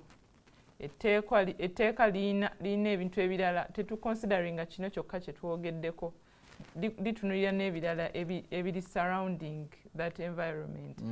Kyova laba ngambe wali nti woba signinga agreement making sure nti omanyi extent of your work nti wembeera budde bwebuti ne bwebuti mba ndi protected oba mba siri protected. Kiri eri gwe naawe okufaayo okulaba nti wemba ngenda tambula nva wala nkola do I get protection of the company gye nkolera oba ndi ku lwange n'oyingira ng'omanyi nti no after these hours I can stay neninda obudde ne bukya then nendyoka ngenda oba company emperekera. Mulimu companies nga zirina vans agamba abakozi baffe tujja bakima obudde bw'ekiro ate tujja bazzangayo. So policies ezo zikyetaaga nnyo okuteekebwamu naye ngera weeziri ate era tezijjaako liability ya employer okulaba nti omukozi we atuuka bulungi gy'aba agenda. So ebintu bino nga bw'obinnyonnyodde sometimes byetaagisa biwulikanga bitwala experience y'omuntu alina okuba nga aludde mu field okutegeera some of these things kuba oluusi oli mwana muto waliwo fresh avudde ku university afunye omulimu oba n'omukozi yenna yenna yakayingira job market. Ebintu ebimu ayinza obutabimanya naddala nnyo abadde tamanyi ku nti rights ze ziri bwe ziti contract ya signing erina kubeera bweti gwe nga munamateeka era ng'omuntu aludde mu field eno ku experience gy'ofunye olowooza gwe advice gyo gye wali wadde oyo omwana yenna ayingira job market? According to my experience nandibadde ngamba abaana abo nti tubeere kuba kati guno omulembe gwa abaana abali sharp people who are confident to say kiki kye baagala okukola. So nze nandibadvise nti temukkiriza muntu to make that confidence dull. Mulimu abantu nga akulaba ng'oli vibrant nagamba biki ebyo byokola olina okusigala ng'oli vibrant. Mu vibrancy eyo kijja kuyamba okwerwanako nti wengenda nga ntandika okukola bosi wange naŋŋamba tusooke tugendeko wali eri mu kasenge then nkuwa omulimu nze nkola ki confidence John mulimu abaana ngaali timid tajja nasobola kwerwanako n'agenda n'agwa mu nsobi ate nga tasobola nagivaamu. So olina okusigala ng'oli confident, stay confident and stick to what you know is right. Osobola okubeera nga naawe osobola okwogera nti kino kikyamu kino kirungi oba kino kijja kunyamba oba kino kimprotecting oba tekimprotecting. Ate n'okwekumira mu kumanya kubanga amateeka gakyuka osobola nga tomanyi nti nina okufuna paternity leave naye ate nga teeka likukkiriza. Osobola okuba nga tuli awo naye ng'etteeka lyakyuse nti baakwongeddeko leave olina okubeera n'ennaku ezisingako nga te gwe tomanyi. So twekumire nnyo mu kumanya ate era twogere ku nsonga ezo ze tulina okwogerako. Tetuyinza kwogera ku ddembe ly'abakozi abakozesebwa n'abo ababakozesa netwogera ku nsonga ya pressure ya employment oluusi enyigiriza abaana bano n'okwekaka ne batuuka ku decisions embi oba n'okwebaka ne bakama baabwe nga balina ka pressure from their homes especially now bano abayingira obuyingizi okutandika okukola. Bwe yasoma n'amaliriza bamusuubira okutandika okukola okuwaayo akasente. Bwe yali ku kampasi nga bamufinansinga abazadde be kati amaliriza okukola emikono gimuvuddeko. Olowooza how should they handle such situations okwewala okukola decisions enfu pressure eyo bagihandlinga batya? Nze nkubiriza abaana abato n'abajja omugigi ogujja nti mutunulire nnyo ku kintu ky'okubeera self-employed. Twagala nnyo okubeera employed naye ate gwe naawe twagala obeere employer. So tutunulire nnyo kubanga tujja ku blaming ono bane tetulina mirimu kyobola tulina pressure we want to also earn something but also look at you. Osobola kukola kyo creatingawo omulimu ennaku zino gwakwe creatingirawo nti tuli bangi emirimu ate ba employers si bangi so ife abaagala okubeera ba employee tulowoozeko ku kintu ky'okubeera nga ffe ba employer kyova olaba ndowooza gavumenti eri mu kulwana okulaba nti nekyusaamu ku education system eyigiriza abaana n'ebintu by'omukono agambe nti kale wemunaba sinaba kufuna mulimu guyamba profession yange kansoke ngira nteekawo kaneeno ate mwaka osobola okukatandikawo n'oteekawo kati nze ndi munnamateeka naye osobola okubaawo n'aka bizinesi akalala ako ka bizinesi kasobola okukuyambako n'oteekawo lo faamu ate n'ocreating emirimu gy'abantu abalala so tutulire nnyo ku kintu ky'okubeera nga naawe oyagala okubeera employer other than being employed kyekijja okutaasa abantu notabeera neyo pressure nti njagala nkole ki nkozesebwe oluusi neekutomeza oluusi neekutomeza. All right. We are heading towards the end of this conversation. Naye nsaba bwe nga munnamateeka tetuyinza butakugjaako ebyo wandisabye oba ba stakeholders ne gavumenti ago amateeka ge wali agadde olabe nga gakyusiddwa oba gateereddwawo kuyambako ku ddembe ly'abakozi oluusa gaali badde ki? Nandirowoozezza nti nno tutandikire ku mateeka ge tuyina tugamanyisiza abantu tukole sensitization kubanga amateeka weegali yes muyinza okuba mwetaagamu gundi enongosereza ezimu entonotono naye te nga amateeka tukola ki tugayina so nze nandirowoozeza nti tutandikire ku ago amateeka agaliwo tugasensitizinge tumanyise abakozesa n'abakozi nti olina eddembe bwe riti tuwoba eddembe linyigiriziddwa ogenda waneeno oba omwina labor union waliwo employer amwe atayagala ebeerewo osobola okureportinga kubanga eyo labor union egenda bayamba okutuusa ensonga zammwe eri ba employer bammwe so ensonga esooka yandibadde amateeka agaliwo tugongere okugamanyisa abantu oba n'okugateeka mu nkola. Eyokubiri waliwo nnongosereza ezimu ze twandibadde twetaaga okwongerezaako maybe kati nga paternity leaves ezo ennaku ennya really ziba zigenda kukolera ki gwe nga taata kuba naye weetaaga okulaba omwana wo nga obeerawo ng'akula oba naawe n'omuwaamu n'olabirira ne ku maama yes kubanga abantu abamu balina family nga katono maama ne taata kati olw'okuba nti oli alina okudduka ku mulimu liivu ye yaweddeko n'akuleka ate naawe n'obonaabona nnyo n'otawona mangu naawe kola ki kusobola kuddayo so maybe twandikoze ennongosereza ne twongeramuko awo ne sexual harassment eno twongere okuteekamu mu mateeka amakakali twongere ne ku penalties ezo tulabe nti nno employer yenna oba omukozi omulala akoze sexual harassment towards another employee abeera penalized tumuwa penalty enkakali ejjo stoppinga bali okukola ki okweyongezaayo eyo sexual harassment.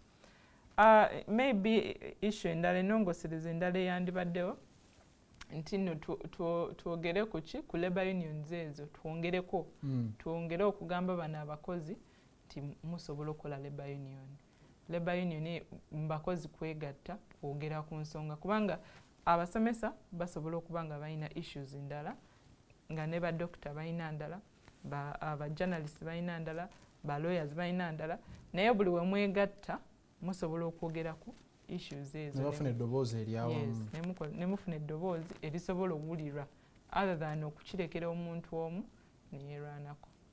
Weewaawo tweyanze nnyo tweyanzeege Council Nnamuli Edrine saba owe obubaka bwo obusiibula omulabe waffe akulabye olwaleero message gye wandibadde oyagala okumuwa nga osiibula. Soka nebaza nnyo this platform the alternative okubeera nga tuteerawo platforms zesobola okwogerako ne tutuusaako eddoboozi lyaffe eri abantu abalala era message gyensembayo bagamba nti abakozesa omanyi buli wokuuma eddembe ly'omuntu gw'okozesa abeera efficient abeera ne moral ekola omulimu gw'oyagala akole so tufeeyo nnyo okulaba nti eddembe ly'abakozi liteekebwa mu nkola era nga libaweebwa era n'abakozi nammwe mbakuutira okubeera nga mukola mulimu gw'olina okukolebwa ate era mwogere ku nsonga zibeera zibasumbuwa eyo ku mirimu n'amateeka mu banoonyeeko because ffe tuli bayivu tusobola okubayambako ku ezo issues. Weewaawo tweyanze nnyo tweyanzege awo nange sijja kubanga nsukkako nkwebaza okuba nga otambudde naffe kuva gye twatandikidde eno the Alternative Digital TV.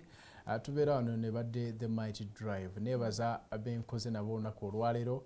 Production ebadde ekulembeddwamu omukozi Arnold Anthony ne Alvin Lubega. Ku kamera mbadde ne Emma ne Ali Alibawa ne Head of All Operations Jeremiah Mchibi. Tubagala nnyo musule bulungi musiibe bulungi okusinziira ku ssaawa ze munaaba mulabidde mu conversation eno. Bye for now.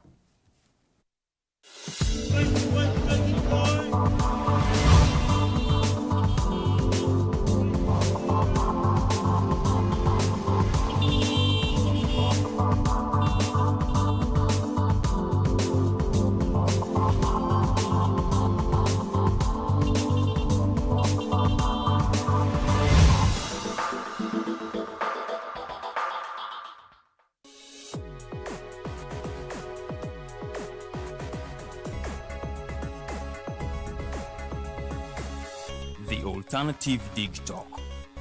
Real issues, real talk.